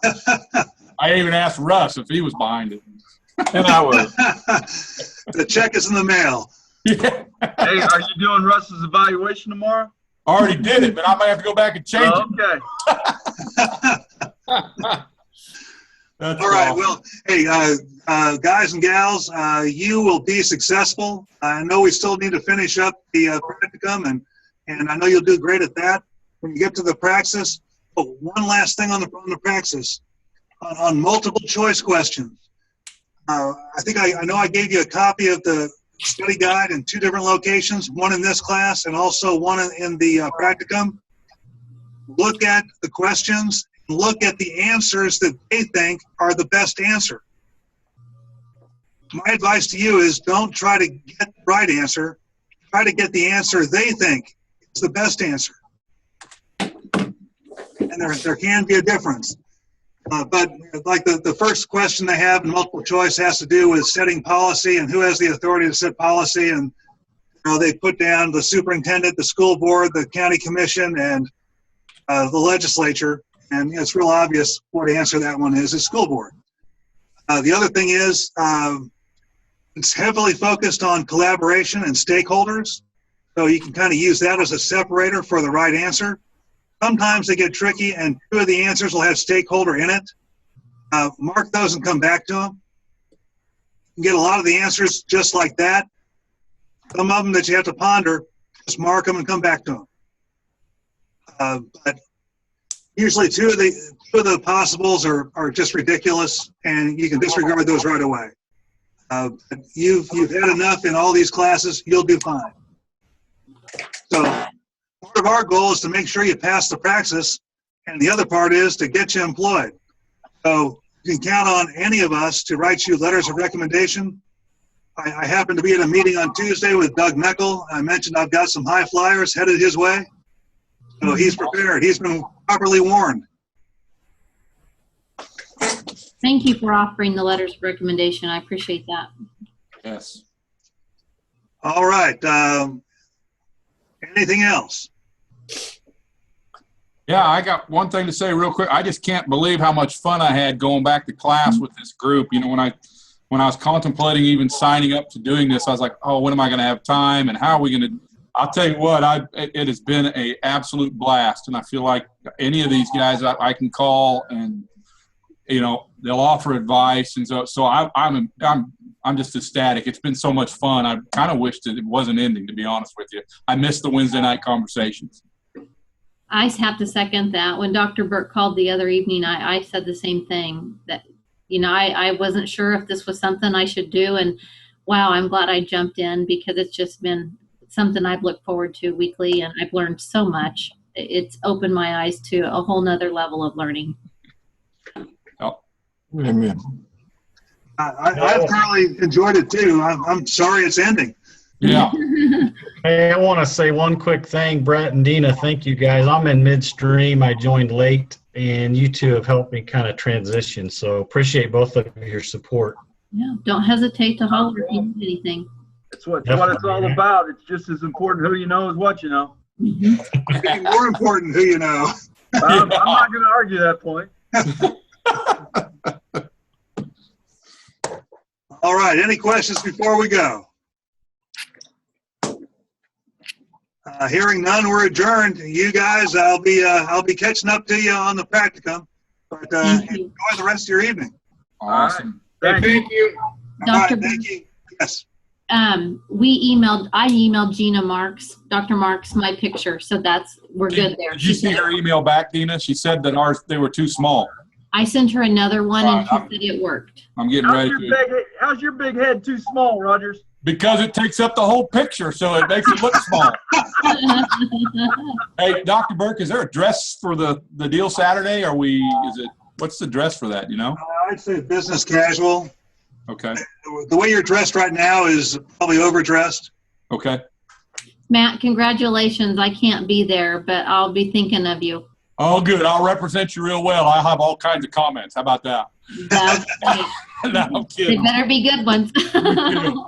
It's been awesome. They'll be videotaping it, so careful. Oh, good. Uh-oh. Okay. Congrats, guys. Yep. Thank you. See you, everybody. See you guys later. Bye. Bye.